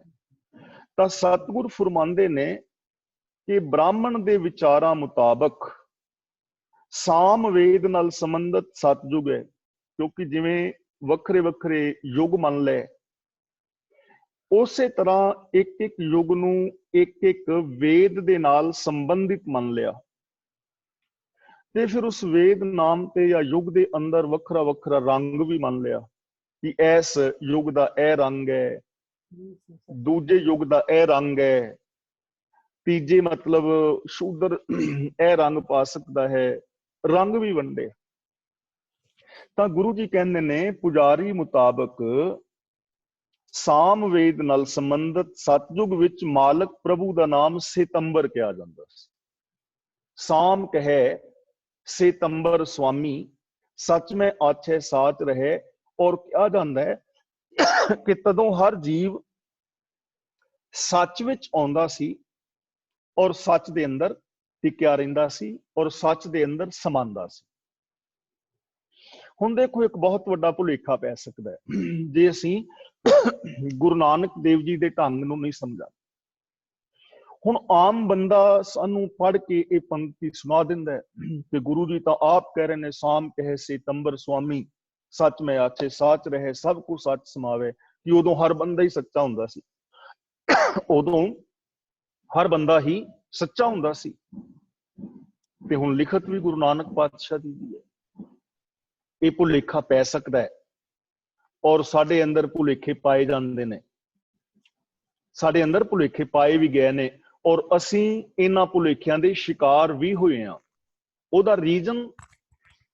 ਉਹਦਾ ਰੀਜ਼ਨ ਸਿਰਫ ਇੱਕ ਹੈ ਕਿ ਅਸੀਂ ਬਾਣੀ ਨੂੰ ਆਪ ਨਹੀਂ ਪੜ੍ਹਿਆ, ਕਿਸੇ ਪ੍ਰਚਾਰਕ ਵੀਰ ਦੇ ਸਹਾਰੇ ਛੱਡ ਦਿੱਤਾ ਵੀ ਜੋ ਸਾਨੂੰ ਕਹਿ ਦੇਵੇਗਾ ਠੀਕ। ਹੁਣ ਇਹ ਗੁਰੂ ਨਾਨਕ ਦੇਵ ਦੀ ਵਿਚਾਰਧਾਰਾ ਨਹੀਂ ਹੈ, ਇਹ ਵਿਚਾਰਧਾਰਾ ਪੁਜਾਰੀ ਦੀ ਹੈ। ਸਮੇਂ ਦਾ ਪੁਜਾਰੀ ਜੋ ਬ੍ਰਾਹਮਣ ਹੈ, ਉਹਦੀ ਵਿਚਾਰਧਾਰਾ ਹੈ। ਉਹ ਕਹਿੰਦਾ ਪਿਆ ਕਿ ਸਾਮ ਜਿਹੜਾ ਵੇਦ ਹੈ ਸਤਯੁਗ ਦੇ ਨਾਲ ਸੰਬੰਧਿਤ ਹੈ। ਇਹਦੇ ਵਿੱਚ ਸਤਯੁਗ ਦੇ ਅੰਦਰ ਰੱਬ ਨੂੰ ਸੇਤੰਬਰ ਕਿਹਾ ਜਾਂਦਾ ਸੀ ਔਰ ਉਸ ਵੇਲੇ ਹਰ ਜੀਵ ਸੱਚ ਵਿੱਚ ਸਮਾਉਂਦਾ ਸੀ, ਸੱਚ ਦੇ ਵਿੱਚ ਲੀਨ ਰਹਿੰਦਾ ਸੀ ਇਹ ਪੁਜਾਰੀ ਕਹਿ ਰਿਹਾ। ਹੁਣ ਅਗਲਾ ਬਚਨ ਕਰਦੇ ਹਨ, ਰਿਗ ਕਹਿ ਰਿਹਾ ਭਰਪੂਰ, ਰਾਮ ਨਾਮ ਦੇਵਾ ਮੈਂ ਸੂਰ। ਹੁਣ ਕਹਿ ਰਹੇ ਨੇ ਕਿ ਜੋ ਰਿਗਵੇਦ ਹੈ, ਬ੍ਰਾਹਮਣੀ ਵਿਵਸਥਾ ਮੁਤਾਬਕ ਰਿਗਵੇਦ ਦੇ ਨਾਲ ਸੰਬੰਧਿਤ ਹੈ ਤ੍ਰੇਤਾ ਯੁੱਗ, ਤੇ ਉਹ ਕਹਿੰਦਾ ਹੈ ਕਿ ਰਾਮਚੰਦਰ ਜੀ ਦਾ ਨਾਮ ਸਾਰੇ ਦੇਵਤਿਆਂ ਦੇ ਅੰਦਰ ਸੂਰਜ ਦੀ ਤਰ੍ਹਾਂ ਚਮਕਦਾ ਸੀ, ਤੇ ਜੋ ਜਗਤ ਵਿੱਚ ਸਭ ਥਾਂ ਤੇ ਭਰਪੂਰ ਯਾਨੀ ਵਿਆਪਕ ਸੀ, ਉਹਨੂੰ ਅਸੀਂ ਤ੍ਰੇਤਾ ਕਹਿੰਦੇ ਆ। ਮਤਲਬ ਇਹ ਬ੍ਰਾਹਮਣ ਦੀ ਵਿਚਾਰਧਾਰਾ ਹੈ, ਗੁਰੂ ਨਾਨਕ ਦੇਵ ਜੀ ਦੀ ਨਹੀਂ ਹੈ। ਹੁਣ ਕਈ ਲੋਕ ਇੱਥੇ ਭੁਲੇਖਾ ਖਾਣਗੇ, ਭੁਲੇਖਾ ਪਾਣਗੇ, ਭੁਲੇਖੇ ਦਾ ਸ਼ਿਕਾਰ ਵੀ ਹੋਣਗੇ ਕਿ ਇਹ ਗੱਲ ਗੁਰੂ ਨਾਨਕ ਦੇਵ ਜੀ ਕਹਿ ਰਹੇ ਨੇ, ਪਰ ਗੁਰੂ ਨਾਨਕ ਦੇਵ ਜੀ ਦੀ ਮਨੌਤ ਨਹੀਂ ਹੈ, ਇਹ ਸਮੇਂ ਦੇ ਪੁਜਾਰੀ ਦੀ ਮਨੌਤ। ਕਿ ਤ੍ਰੇਤੇ ਦੇ ਅੰਦਰ ਰਾਮ ਦਾ ਨਾਮ ਮਸ਼ਹੂਰ ਸੀ, ਲੋਕ ਉਹਨੂੰ ਮੰਨਦੇ ਸੀ ਰੱਬ ਦੀ ਤਰ੍ਹਾਂ। ਬਾਕੀ ਦੂਜੇ ਦੇਵਤਿਆਂ ਦੇ ਅੰਦਰ ਰਾਮਚੰਦਰ ਜੀ ਦਾ ਨਾਮ ਜਿਹੜਾ ਹੈ ਉਹ ਚਮਕਦਾ ਸੀ, ਜਗਤ ਵਿੱਚ ਸਭ ਥਾਂ ਭਰਪੂਰ ਸੀ। ਹੁਣ ਅੱਗੇ ਕਹਿੰਦੇ ਨੇ ਯਜੁਰਵੇਦ ਦੇ ਨਾਲ ਸੰਬੰਧਿਤ ਨਾਏ ਲੈ ਪ੍ਰਾਚਿਤ ਜਾਹੇ ਤੋ ਨਾਨਕ ਮੁਖ ਅੰਤਰ ਪਾਹੇ। ਤਾਂ ਇਹ ਕਿਹਾ ਜਾਂਦਾ ਸੀ ਕਿ ਜੋ ਰਾਮਚੰਦਰ ਜੀ ਦਾ ਨਾਮ ਲਵੇਗਾ ਉਹਦਾ ਪਾਰ ਉਤਾਰਾ ਹੋਏਗਾ, ਉਹਦੇ ਪਾਪ ਉਤਰ ਜਾਣਗੇ। ਇਹ ਤ੍ਰੇਤੇ ਯੁੱਗ ਦੇ ਅੰਦਰ ਸਮੇਂ ਦਾ ਪੁਜਾਰੀ ਕਹਿ ਰਿਹਾ ਕਿ ਇਹ ਵਿਵਸਥਾ ਸੀ। ਅੱਗੇ ਕਹਿੰਦੇ ਨੇ ਜੁਜ ਮੈਂ ਜੋਰ ਛਲੀ ਚੰਦਰਾਵਲ, ਕਾਨ ਕ੍ਰਿਸ਼ਨ ਜਾਦਮ ਪਿਆ, ਪਾਰ ਜਾਤ ਗੋਪੀ ਲੈ ਆਇਆ, ਬਿੰਦਰਾਬਨ ਮੈਂ ਰੰਗ ਕੀਆ। ਜੁਜ ਦਾ ਮਤਲਬ ਹੈ ਯਜੁਰਵੇਦ। ਯਜੁਰਵੇਦ ਤਾਂ ਅੱਗੇ ਸਾਨੂੰ ਬਿਆਨ ਕਰਦੇ ਨੇ ਕਿ ਯਜੁਰਵੇਦ ਦੇ ਨਾਲ ਸੰਬੰਧਿਤ ਹੈ ਦੁਆਪਰ ਯੁੱਗ। ਦੁਆਪਰ ਯੁੱਗ ਵਿੱਚ ਪ੍ਰਸਿੱਧ ਹੋਇਆ ਕ੍ਰਿਸ਼ਨ ਭਗਵਾਨ ਯਾਦਵ ਕੁਲ ਵਿੱਚ ਪੈਦਾ ਹੋਇਆ, ਜਾਦਮ ਕੁਲ ਨਾਮ ਉਹਨਾਂ ਦਾ ਕ੍ਰਿਸ਼ਨ ਪ੍ਰਸਿੱਧ ਹੋਇਆ, ਜਿਸਨੇ ਜ਼ੋਰ ਦੇ ਨਾਲ ਚੰਦਰਾਵਲੀ ਨੂੰ ਛਲਿਆ ਔਰ ਜਿਸਨੇ ਆਪਣੀ ਸੱਤ ਭਾਮਾ ਗੋਪੀ ਨੂੰ ਖੁਸ਼ ਕਰਨ ਵਾਸਤੇ ਪਾਰ ਜਾਤ ਗੋਪੀ ਲੈ ਆਇਆ, ਯਾਨੀ ਇੰਦਰ ਦੇਵਤਾ ਦੇ ਦਰਬਾਰ ਦੇ ਵਿੱਚੋਂ ਪਾਰ ਜਾਤ ਰੁੱਖ ਪੁੱਟ ਕੇ ਲੈ ਆਇਆ, ਜਿਹਨੂੰ ਕਲਪ ਵਰਕਸ਼ ਮੰਨਿਆ ਜਾਂਦਾ ਹੈ। ਹੁਣ ਇਹ ਗੁਰੂ ਨਾਨਕ ਦੇਵ ਦੀ ਵਿਚਾਰਧਾਰਾ ਨਹੀਂ ਹੈ, ਇਹ ਸਮੇਂ ਦੇ ਪੁਜਾਰੀ ਦੀ ਵਿਚਾਰਧਾਰਾ ਹੈ। ਉਹ ਮੰਨਦਾ ਹੈ ਕਿ ਇੰਦਰ ਦਰਬਾਰ ਹੈ, ਉੱਤੇ ਰਾਜ ਹੈ ਇੰਦਰ ਦਾ, ਉੱਥੇ ਉਹਦਾ ਨੰਦਨ ਬਾਗ ਹੈ, ਉਹਦੇ ਵਿੱਚ ਕਈ ਸਾਰੇ ਰੁੱਖ ਨੇ, ਉੱਥੇ ਜਿਹੜੀ ਗਊ ਵੀ ਹੈ ਕਾਮਧੇਨ, ਤੇ ਸੱਤੇ ਭਾਮਾ ਗੋਪੀ ਨੂੰ ਖੁਸ਼ ਕਰਨ ਵਾਸਤੇ ਇੰਦਰ ਦੇ ਦਰਬਾਰ ਬਾਗ ਦੇ ਵਿੱਚੋਂ ਕ੍ਰਿਸ਼ਨ ਭਗਵਾਨ ਉਹ ਰੁੱਖ ਪੁੱਟ ਲਿਆਇਆ ਤੇ ਬਿੰਦਰਾਬਨ ਦੇ ਅੰਦਰ ਰੰਗ ਰਲੀਆਂ ਮਨਾਈਆਂ ਗੋਪੀਆਂ ਦੇ ਨਾਲ। ਯੁੱਗ ਦੁਆਪਰ ਦੀ ਗੱਲ ਕਰਦੇ ਨੇ ਕਿ ਦੁਆਪਰ ਵਿੱਚ ਐਵੇਂ ਸੀ, ਔਰ ਕ੍ਰਿਸ਼ਨ ਭਗਵਾਨ ਦਾ ਨਾਮ ਮਸ਼ਹੂਰ ਸੀ। ਕ੍ਰਿਸ਼ਨ ਭਗਵਾਨ ਦੀ ਸੇਵਾ ਕਰਨ ਦੇ ਨਾਲ ਹੀ ਜਿਹੜਾ ਹੈ ਸਾਰਾ ਕੁਝ ਦੂਰ ਹੁੰਦਾ ਸੀ। ਕਲ ਮਹਿ ਵੇਦ ਅਥਰਬਨ ਹੁਆ, ਨਾਉ ਖੁਦਾਈ ਅੱਲਾਹ ਪਿਆ। ਹੁਣ ਕਲਯੁਗ ਦੀ ਗੱਲ ਕਰਦੇ ਨੇ ਕਿ ਅਥਰਵਣ ਵੇਦ ਨਾਲ ਸੰਬੰਧਿਤ ਹੈ ਕਲਯੁਗ। ਇਸ ਵਿੱਚ ਮੁਸਲਮਾਨਾਂ ਦਾ ਪ੍ਰਭਾਵ ਪੈਦਾ ਹੋ ਗਿਆ ਤੇ ਪਰਮੇਸ਼ਰ ਦਾ ਨਾਮ ਅੱਲਾਹ ਕਰਕੇ ਪ੍ਰਸਿੱਧ ਹੋ ਗਿਆ, ਜਿਹਨੂੰ ਲੋਕ ਪਹਿਲੋਂ ਸਿਤੰਬਰ ਕਹਿੰਦੇ ਸਨ, ਉਹਨੂੰ ਲੋਕ ਰਾਮ ਕਹਿੰਦੇ ਸਨ, ਕ੍ਰਿਸ਼ਨ ਕਹਿੰਦੇ ਸਨ। ਤੇ ਕਲਯੁਗ ਦੇ ਅੰਦਰ ਇਹ ਗੁਰੂ ਨਾਨਕ ਦੇਵ ਦੀ ਵਿਚਾਰਧਾਰਾ ਨਹੀਂ, ਇਹ ਖਿਆਲ ਰੱਖਣਾ ਪੁਜਾਰੀ ਦੀ ਵਿਚਾਰਧਾਰਾ ਕਿ ਮੁਸਲਮਾਨਾਂ ਦਾ ਪ੍ਰਭਾਵ ਆ ਗਿਆ। ਨਾਉ ਖੁਦਾਈ ਅੱਲਾਹ ਪਿਆ, ਤੇ ਖੁਦਾ ਔਰ ਅੱਲਾਹ ਕਹਿਣ ਕਰਕੇ ਰੱਬ ਦਾ ਨਾਮ ਖੁਦਾ ਔਰ ਅੱਲਾਹ ਮਸ਼ਹੂਰ ਹੋ ਗਿਆ। ਹੁਣ ਅੱਗੇ ਕਹਿੰਦੇ ਨੇ ਨੀਲ ਬਸਤਰ ਲੈ ਕੱਪੜੇ ਪਹਿਰੇ, ਤੁਰਕ ਪਠਾਣੀ ਅਮਲ ਕੀਆ। ਉਹਨਾਂ ਨੇ ਜੋ ਬਾਣਾ ਸੀ ਉਹ ਕਰੀਬ ਨੀਲੇ ਰੰਗ ਦਾ ਪਾਇਆ, ਔਰ ਤੁਰਕ ਔਰ ਪਠਾਣਾ ਦਾ ਅਮਲ ਇਸ ਦੁਨੀਆ ਦੇ ਉੱਤੇ ਵੱਧ ਗਿਆ। ਰਾਜ ਉਹਨਾਂ ਦਾ ਹੋ ਗਿਆ ਇੰਡੀਆ ਦੇ ਅੰਦਰ ਵੀ ਤੇ ਹੋਰ ਥਾਵਾਂ ਦੇ ਵੀ ਅੱਲਾਹ ਔਰ ਖੁਦਾ ਨਾਮ ਲੋਕ ਲੈਣ ਲੱਗ ਪਏ।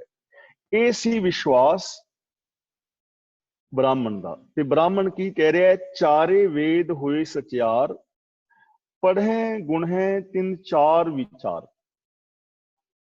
ਹੁਣ ਆਮ ਇੱਥੇ ਇੱਕ ਭੁਲੇਖਾ ਪਏਗਾ ਕਿ ਗੁਰੂ ਨਾਨਕ ਦੇਵ ਜੀ ਕਹਿ ਰਹੇ ਨੇ ਚਾਰੇ ਵੇਦ ਹੋਏ ਸਚਿਆਰ, ਪੜ੍ਹੇ ਗੁਣੇ ਤਿੰਨ ਚਾਰ ਵਿਚਾਰ, ਕਿ ਚਾਰੇ ਵੇਦ ਸੱਚੇ ਨੇ। ਜਿਹੜਾ ਇਹਨਾਂ ਨੂੰ ਪੜ੍ਹੇਗਾ, ਵਿਚਾਰ ਕਰੇਗਾ, ਉਹਦੇ ਆਚਾਰ ਵਿਚਾਰ ਚੰਗੇ ਹੋ ਜਾਣਗੇ। ਪੜ੍ਹੇ ਗੁਣੇ ਤਿੰਨ ਚਾਰ ਵਿਚਾਰ, ਉਹਦੇ ਚਾਰ ਵਿਚਾਰ ਚੰਗੇ ਹੋ ਜਾਣਗੇ। ਲੇਕਿਨ ਇਹ ਗੁਰੂ ਨਾਨਕ ਦੇਵ ਦੀ ਵਿਚਾਰਧਾਰਾ ਨਹੀਂ ਹੈ। ਇਹ ਬ੍ਰਾਹਮਣ ਕਹਿ ਰਿਹਾ ਹੈ, ਪੁਜਾਰੀ ਕਹਿ ਰਿਹਾ ਹੈ। ਉਹਨਾਂ ਦੀ ਵਿਚਾਰਧਾਰਾ ਗੁਰੂ ਨਾਨਕ ਦੇਵ ਨੇ ਹੂ ਬਹੂ ਪੇਸ਼ ਕੀਤੀ ਹੈ, ਜਿਵੇਂ ਉਹਨਾਂ ਦੀ ਮਨੌਤ ਸੀ। ਹੁਣ ਅਖੀਰਲੀ ਪੰਕਤੀ ਵਿੱਚ ਗੁਰੂ ਪਾਤਸ਼ਾਹ ਜੀ ਆਪਣੀ ਵਿਚਾਰ ਦੇ ਰਹੇ ਕਿ ਅਸਲੀਅਤ ਕੀ ਹੈ, ਜੋ ਵਿਚਾਰ ਹਰ ਇੱਕ ਦੇ ਉੱਤੇ ਲਾਗੂ ਹੁੰਦੀ ਹੈ, ਹਰ ਸਮੇਂ ਲਾਗੂ ਹੁੰਦੀ ਹੈ, ਔਰ ਜਿਸ ਨੂੰ ਹਰ ਇਨਸਾਨ ਬੜੀ ਆਸਾਨੀ ਦੇ ਨਾਲ ਅਪਣਾ ਸਕਦਾ ਹੈ। ਹਿੰਦੂ, ਮੁਸਲਮਾਨ, ਸਿੱਖ, ਈਸਾਈ, ਜੈਨੀ, ਬੋਧੀ, ਪਾਰਸੀ, ਕਾਲੇ, ਗੋਰੇ, ਅਮੀਰ, ਗਰੀਬ, ਪੜ੍ਹੇ, ਅਨਪੜ੍ਹ, ਰਾਜਾ, ਪ੍ਰਜਾ ਆਦਿਕ। ਉਹ ਕੀ ਹੈ? ਭਾਉ ਭਗਤ ਕਰ ਨੀਚ ਸਦਾਏ, ਤੋ ਨਾਨਕ ਮੁਖ ਅੰਤਰ ਪਾਏ। ਪ੍ਰੇਮਾ ਭਗਤੀ, ਪ੍ਰੇਮਾ ਭਗਤੀ ਕਰਕੇ ਜੇ ਆਪਣੇ ਆਪ ਨੂੰ ਕੋਈ ਨੀਚ ਸਦਾਉਂਦਾ ਹੈ, ਨੀਚ ਦਾ ਮਤਲਬ ਨਿਮਰਤਾ ਵਿੱਚ ਰਹਿੰਦਾ ਹੈ, ਆਪਣੇ ਗੁਣਾਂ ਦਾ ਹੰਕਾਰ ਨਹੀਂ ਕਰਦਾ, ਜਿਹੜਾ ਸੁਪੀਰੀਓਰਿਟੀ ਕੰਪਲੈਕਸ ਦਾ ਸ਼ਿਕਾਰ ਨਹੀਂ ਹੈਗਾ, ਔਰ ਪ੍ਰੇਮਾ ਭਗਤੀ ਕਰਦਾ ਹੈ, ਉਹ ਬੰਦਾ ਮੁਖ ਅੰਤਰ ਪਾ ਸਕਦਾ ਹੈ। ਮੁਖ ਅੰਤਰ ਦਾ ਮਤਲਬ ਮੋਕਸ਼, ਵਿਕਾਰਾਂ ਤੋਂ ਖਲਾਸੀ। ਤੇ ਪ੍ਰੇਮਾ ਭਗਤੀ ਕੀ ਹੈ? ਦੇਖੋ, ਸਿੱਖ ਭਗਤੀ ਜੋ ਹੈ, ਗੁਰੂ ਨਾਨਕ ਦੇਵ ਜੀ ਦਾ ਜੋ ਮਾਰਗ ਹੈ, ਉਹ ਇੱਕ ਭਗਤੀ ਵੱਖਰੀ ਹੈ। ਉਹ ਭਗਤੀ ਹੈ ਕਾਰੋਬਾਰ ਕਰਦਿਆਂ, ਜ਼ਿੰਦਗੀ ਜੀਂਦਿਆਂ, ਜੀਵਨ ਨੂੰ ਛੱਡਣਾ, ਕੰਮਾਂ ਨੂੰ ਛੱਡਣਾ। ਬਿਲਕੁਲ ਵੀ ਲੋੜ ਨਹੀਂ ਇਹਨਾਂ ਚੀਜ਼ਾਂ ਦੀ, ਕੰਮਾਂ ਨੂੰ ਛੱਡਣ ਦੀ। ਆਮ ਭਗਤੀ ਵਾਸਤੇ ਤੇ ਟਾਈਮ ਹੁੰਦਾ ਹੈ ਵੀ ਇੰਨੇ ਵਜੇ ਬੈਠੋ, ਤਪ ਕਰੋ, ਜੰਗਲਾਂ ਵਿੱਚ ਜਾਓ, ਸੰਨਿਆਸ ਲਓ, ਬਾਬੇ ਬਣੋ, ਮੁੰਦਰਾਂ ਪਾਓ ਜਾਂ ਕੁਛ ਬਾਹਰੀ ਪਹਿਨਾਵਾ। ਪਰ ਗੁਰੂ ਜੀ ਨੇ ਸਿੰਪਲ ਗੱਲ ਦੱਸੀ ਹੈ, ਜਿਹੜੀ ਹਰ ਇੱਕ ਬੰਦਾ ਬੜੇ ਆਰਾਮ ਦੇ ਨਾਲ ਅਪਣਾ ਸਕਦਾ ਹੈ। ਸਭ ਗੁਣ ਤੇਰੇ ਮੈਂ ਨਾਹੀ ਕੋਏ, ਵਿਣ ਗੁਣ ਕੀਤੇ ਭਗਤ ਨਾ ਹੋਏ। ਅਵਗੁਣ ਛੋੜ ਗੁਣਾ ਕੋ ਧਾਵੋ, ਕਰ ਅਵਗੁਣ ਪਛਤਾਹੀ ਦਿਓ। ਕਿ ਔਗੁਣ ਛੱਡ ਦਿਓ, ਗੁਣਾ ਦੇ ਧਾਰਨੀ ਹੋ। ਇਹ ਭਗਤੀ ਹੈ, ਇਹ ਭਗਤੀ ਹੈ, ਅਵਗੁਣਾਂ ਨੂੰ ਛੱਡ ਕੇ ਗੁਣਾਂ ਦੇ ਧਾਰਨੀ ਹੋਣਾ। ਇੱਕੋ ਹੀ ਗੱਲ ਹੈ ਕਿ ਕਿਵ ਸਚਿਆਰਾ ਹੋਈ ਹੈ, ਸਚਿਆਰ ਬਣਨਾ ਹੀ ਭਗਤੀ ਹੈ। ਮਨ, ਬਚਨ ਔਰ ਕਰਮ ਕਰਕੇ ਬੰਦਾ ਸੱਚਾ ਹੋ ਜਾਏ, ਇਹ ਭਗਤੀ ਹੈ। ਤੇ ਇਹਦੇ ਵਾਸਤੇ ਸਾਨੂੰ ਕੋਈ ਕੰਮ ਛੱਡਣ ਦੀ ਲੋੜ ਨਹੀਂ। ਜੇ ਕੋਈ ਕਿਸਾਨ ਹੈ ਤਾਂ ਉਹਨੂੰ ਗੁਰੂ ਸਾਹਿਬ ਨੇ ਕਿਸਾਨੀ ਦੇ ਵਿੱਚੋਂ ਹੀ ਸੱਚ ਪਾਉਣ ਦਾ ਢੰਗ ਦੱਸ ਦਿੱਤਾ ਹੈ। ਕਿਵੇਂ? ਗੁਰੂ ਜੀ ਕਹਿੰਦੇ ਨੇ, ਮਨ ਹਾਲੀ ਕਿਰਸਾਨੀ ਕਰਨੀ, ਸਰਮ ਪਾਣੀ ਤਨ ਖੇਤ, ਨਾਮ ਬੀਜ ਸੰਤੋਖ ਸੁਹਾਗਾ, ਰੱਖ ਗਰੀਬੀ ਵੇਸ਼, ਭਾਉ ਕਰਮ ਕਰ ਜਮਸੀ ਸੇ ਕਰ ਭਾਗਤ ਰੇਖ। ਖੇਤੀ ਕਰਦਾ ਕਰਦਾ ਇਹਨਾਂ ਗੁਣਾਂ ਦਾ ਧਾਰਨੀ ਹੋ ਜਾ, ਤੂੰ ਮੁਕਤ ਹੈ। ਖੇਤੀ ਛੱਡਣ ਦੀ ਲੋੜ ਨਹੀਂ। ਜੇ ਤੂੰ ਦੁਕਾਨ ਕਰਨਾ ਹੈ ਤਾਂ ਹਾਣ ਹੱਟ ਕਰ ਆਰਜਾ, ਸੱਚ ਨਾਮ ਕਰ ਵੱਥ, ਸੁਰਤ ਸੋਚ ਕਰ ਭਾਂਡ ਸਾਲ, ਤਿਸ ਵਿੱਚ ਤਿਸ ਨੂੰ ਰੱਖ, ਵਣਜਾਰਿਆਂ ਸਿਓ ਵਣਜ ਕਰ ਲੈ ਲਾਹਾ ਮਨ ਹੱਸ। ਦੁਕਾਨ ਦੇ ਉੱਤੇ ਬੈਠਾ ਤੇ ਇਹਨਾਂ ਗੁਣਾਂ ਦਾ ਧਾਰਨੀ ਹੋ ਜਾ। ਦੁਕਾਨ ਤੇ ਬੈਠਾ ਬੈਠਾ ਰੱਬ ਨੂੰ ਪਾ ਲੈ। ਤੇਰੀ ਦੁਕਾਨ ਹੀ ਧਰਮ ਬਣ ਜਾਏ, ਤੇਰੀ ਦੁਕਾਨ ਹੀ ਮੰਦਿਰ ਬਣ ਜਾਏ, ਤੇਰੀ ਦੁਕਾਨ ਹੀ ਧਰਮ ਸਥਲ ਬਣ ਜਾਏ। ਗੁਰੂ ਨਾਨਕ ਦੇਵ ਜੀ ਦਾ ਮੋਦੀ ਖਾਨਾ ਧਰਮ ਸਥਾਨ ਹੋ ਗਿਆ ਤੇ ਅਸੀਂ ਧਰਮ ਸਥਾਨਾਂ ਨੂੰ ਵੀ ਦੁਕਾਨ ਬਣਾ ਲਿਆ। ਜੇ ਕੋਈ ਵਪਾਰ ਕਰਦਾ ਹੈ ਤਾਂ ਗੁਰੂ ਪਾਤਸ਼ਾਹ ਜੀ ਕਹਿੰਦੇ ਨੇ, ਲਾਏ ਆਪਣਾ 7 ਘੋੜੇ ਲੈ ਚੱਲ, ਖਰਚ ਬਨ ਚੰਗਿਆਈਆਂ ਮਤ ਮਨ ਜਾਣੇ ਕੱਲ, ਨਿਰੰਕਾਰ ਕੇ ਦੇਸ਼ ਜਾਹੇ। ਵਪਾਰ ਕਰਦਾ ਇਹਨਾਂ ਗੁਣਾਂ ਦਾ ਧਾਰਨ। ਜੇ ਤੂੰ ਜੌਬ ਕਰਨਾ, ਕੋਈ ਵੀ ਜੌਬ, ਕੋਈ ਵੀ ਕੰਮ, ਲਾਏ ਚਿਤ ਕਰ ਚਾਕਰੀ, ਮਨ ਨਾਮ ਕਰ ਕੰਮ, ਬਨ ਬਦੀਆਂ ਕਰ ਧਾਵਣੀ, ਤਾਕੋ ਆਖੇ ਧਨ, ਨਾਨਕ ਵੇਖੇ ਨਦਰ ਕਰ ਚੜੇ ਚੌਗਣ ਵਨ। ਕਿ ਜੇ ਤੂੰ ਜੌਬ ਕਰਦਾ ਹੈ ਤਾਂ ਇਹਨਾਂ ਗੁਣਾਂ ਦਾ ਧਾਰਨੀ ਹੋ ਜਾ, ਨਾਲੇ ਜੌਬ ਕਰੀ ਜਾ, ਰੱਬ ਨੂੰ ਪਾ ਲੇਗਾ। ਤਾਂ ਗੁਰੂ ਜੀ ਸਾਨੂੰ ਸਮਝਾ ਰਹੇ ਨੇ, ਭਾਉ ਭਗਤ ਕਰ ਨੀਚ ਸਦਾਏ, ਤੋ ਨਾਨਕ ਮੁਖ ਅੰਤਰ ਪਾਏ। ਜੇ ਕੋਈ ਪ੍ਰੇਮ ਦੇ ਨਾਲ, ਦਿਲੀ ਪਿਆਰ ਨਾਲ ਰੱਬੀ ਗੁਣਾਂ ਦਾ ਧਾਰਨੀ ਹੋ ਜਾਏ, ਰੱਬ ਦੀ ਰਜ਼ਾ ਦੇ ਅੰਦਰ ਤੁਰੇ ਔਰ ਇਹਨਾਂ ਗੁਣਾਂ ਦਾ ਧਾਰਨੀ ਹੋ ਕੇ ਨਿਮਰਤਾ ਵਿੱਚ ਰਹੇ, ਉਹ ਬੰਦਾ ਮੋਕਸ਼ ਪਾ ਲੈਂਦਾ ਹੈ। ਉਹਨੂੰ ਉਹਨਾਂ ਝਮੇਲਿਆਂ ਵਿੱਚ ਪੈਣ ਦੀ ਲੋੜ ਨਹੀਂ ਕਿ ਸਤਜੁਗ ਕੀ ਹੈ ਤੇ ਕਲਯੁਗ ਕੀ ਹੈ। ਕੋਈ ਸਤਜੁਗ ਕਲਯੁਗ ਨਹੀਂ। ਮਨੁੱਖੀ ਸੁਭਾਅ ਹੈ, ਇਹਨੂੰ ਚਾਹੇ ਸਤਜੁਗੀ ਬਣਾ ਲਓ ਚਾਹੇ ਕਲਯੁਗੀ ਬਣਾ ਲਓ। ਤਾਂ ਗੁਰੂ ਪਾਤਸ਼ਾਹ ਜੀ ਸਾਨੂੰ ਅੱਗੇ ਪੌੜੀ ਦੇ ਅੰਦਰ ਹੋਰ ਬੜੇ ਪਿਆਰ ਦੇ ਨਾਲ ਸਮਝਾਉਂਦੇ ਨੇ ਕਿ ਐਸੀ ਬਿਰਤੀ ਕਿਵੇਂ ਬਣੇ, ਸਾਨੂੰ ਇਹਨਾਂ ਚੀਜ਼ਾਂ ਦੀ ਸਮਝ ਕਿਵੇਂ ਆਵੇ, ਸਾਡੇ ਅੰਦਰ ਗਿਆਨ ਐਸਾ ਕਿੱਥੋਂ ਪੈਦਾ ਹੋਏ, ਕੋਈ ਸਰੋਤ ਹੋਵੇ। ਤਾਂ ਗੁਰੂ ਜੀ ਕਹਿੰਦੇ ਨੇ ਸਤਿਗੁਰ ਵਿਟੋਂ ਵਾਰਿਆ ਜਿਤ ਮਿਲਿਆ ਖਸਮ ਸੰਭਾਲਿਆ।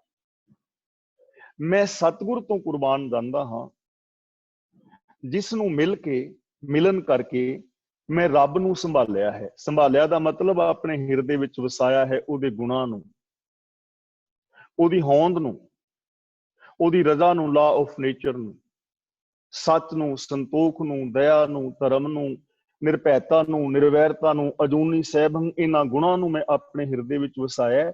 ਮੈਂ ਉਸ ਗੁਰੂ ਤੋਂ ਕੁਰਬਾਨ ਵਾਰ ਨਹੀਂ ਸਕਦਾ। ਤੇ ਗੁਰੂ ਨਾਨਕ ਦੇਵ ਦਾ ਗੁਰੂ ਕੌਣ ਹੈ?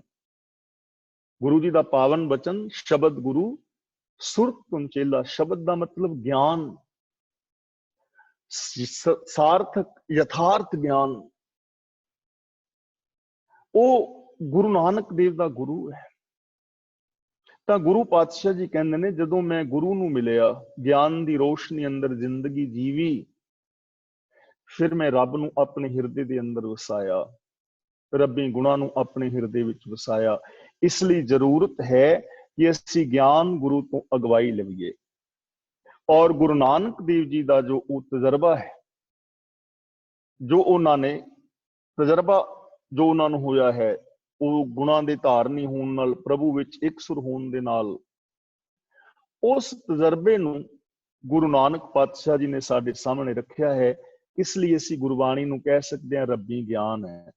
ਅੱਜ ਦਾ ਬਹੁਤ ਵੱਡਾ ਫਿਲੋਸਫਰ ਅਖਵਾਨ ਵਾਲਾ ਰਜਨੀਸ਼, ਜਿਸ ਨੇ ਹਰ ਧਰਮ ਦੇ ਉੱਤੇ ਕਿੰਤੂ ਪਰੰਤੂ ਕੀਤਾ ਹੈ, ਪਰ ਜਪਜੀ ਸਾਹਿਬ ਜੀ ਦੀ ਵਿਚਾਰ ਕਰਦਿਆਂ ਉਸਨੇ ਇੱਕ ਬਹੁਤ ਸੁੰਦਰ ਬਾਤ ਕਹੀ ਹੈ। ਮੈਂ ਕੇਵਲ ਉਸ ਗੱਲ ਦੀ ਗੱਲ ਕਰ ਰਿਹਾ।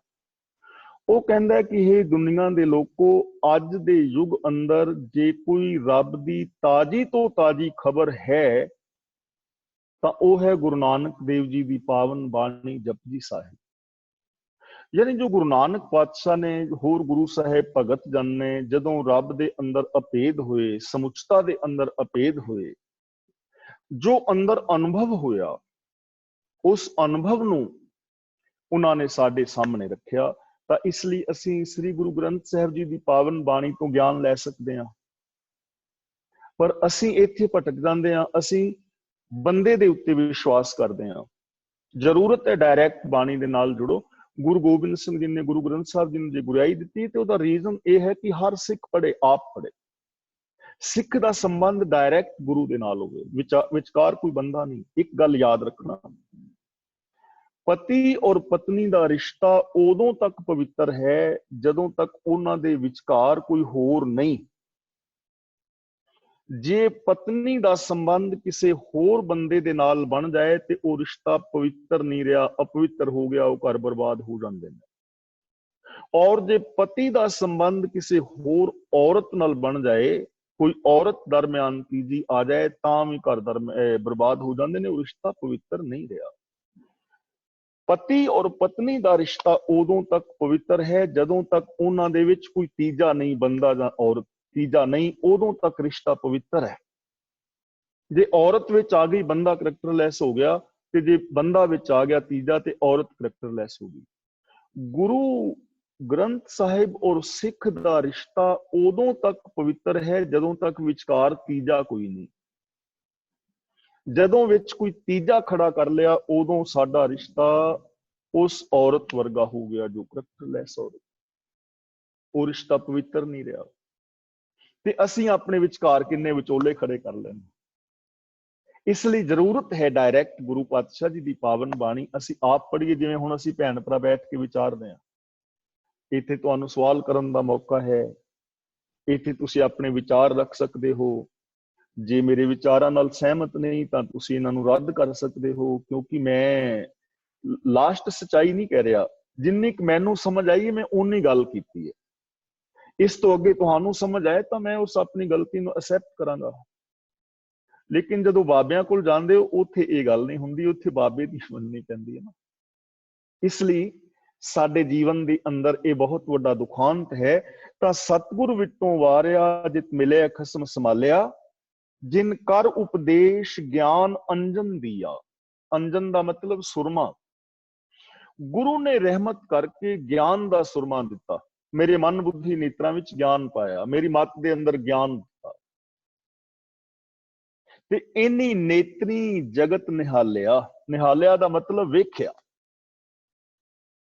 फिर उन्हां नेत्रां दे मैं नाल इस संसार नूं वेख्या, यानी इहदी असलीयत नूं जाणिया गुरु दे ज्ञान राहीं, यूनीवर्सल ट्रुथ राहीं, कि संसार दे जर्रे जर्रे दे अंदर प्रभु समाया होया है। फिर मैनू समझ आ गई कि सतयुग कलयुग वखरा वखरा कोई युग नहीं हुंदा। फिर मैनू समझ आ गई कि अनेकां धर्म नहीं, इक्को ही धर्म है। फिर मैनू समझ आ गई अनेकां जातां नहीं, सगों एक नूर ते सब जग उपजिया कौन भले को मंदे। फिर मैनू समझ आ गई कि रब दे इस विश्व नूं देशां दे नामां दे उत्ते वंड के ते एटम बंब नहीं बरसाए जा सकते। फिर मैनू समझ आ गई गरीब और अमीर दे वितकरे और पाड़े नहीं पाए जा सकते, कि एक बंदा फुटपाथां ते भुख दे नाल मरदा होवे ते दूजा ज्यादा खा के मरदा होवे। मैनू समझ आ गई, मैनू इस संसार दी असलीयत दा पता लग गया, मैनू अपनी जिंदगी दी असलीयत दा पता लग गया, मैं कित्थे गलत हाँ कित्थे ठीक हाँ। इन्नी नेत्री जगत निहालिया ते जदों इन्हां नेत्रां नाल फिर वेख्या ना गुरु ज्ञान राहीं, फिर मैनू समझ आ गई ये विश्व संसार तुम देख दे, ये हर का रूप है, हर रूप नदरी आया।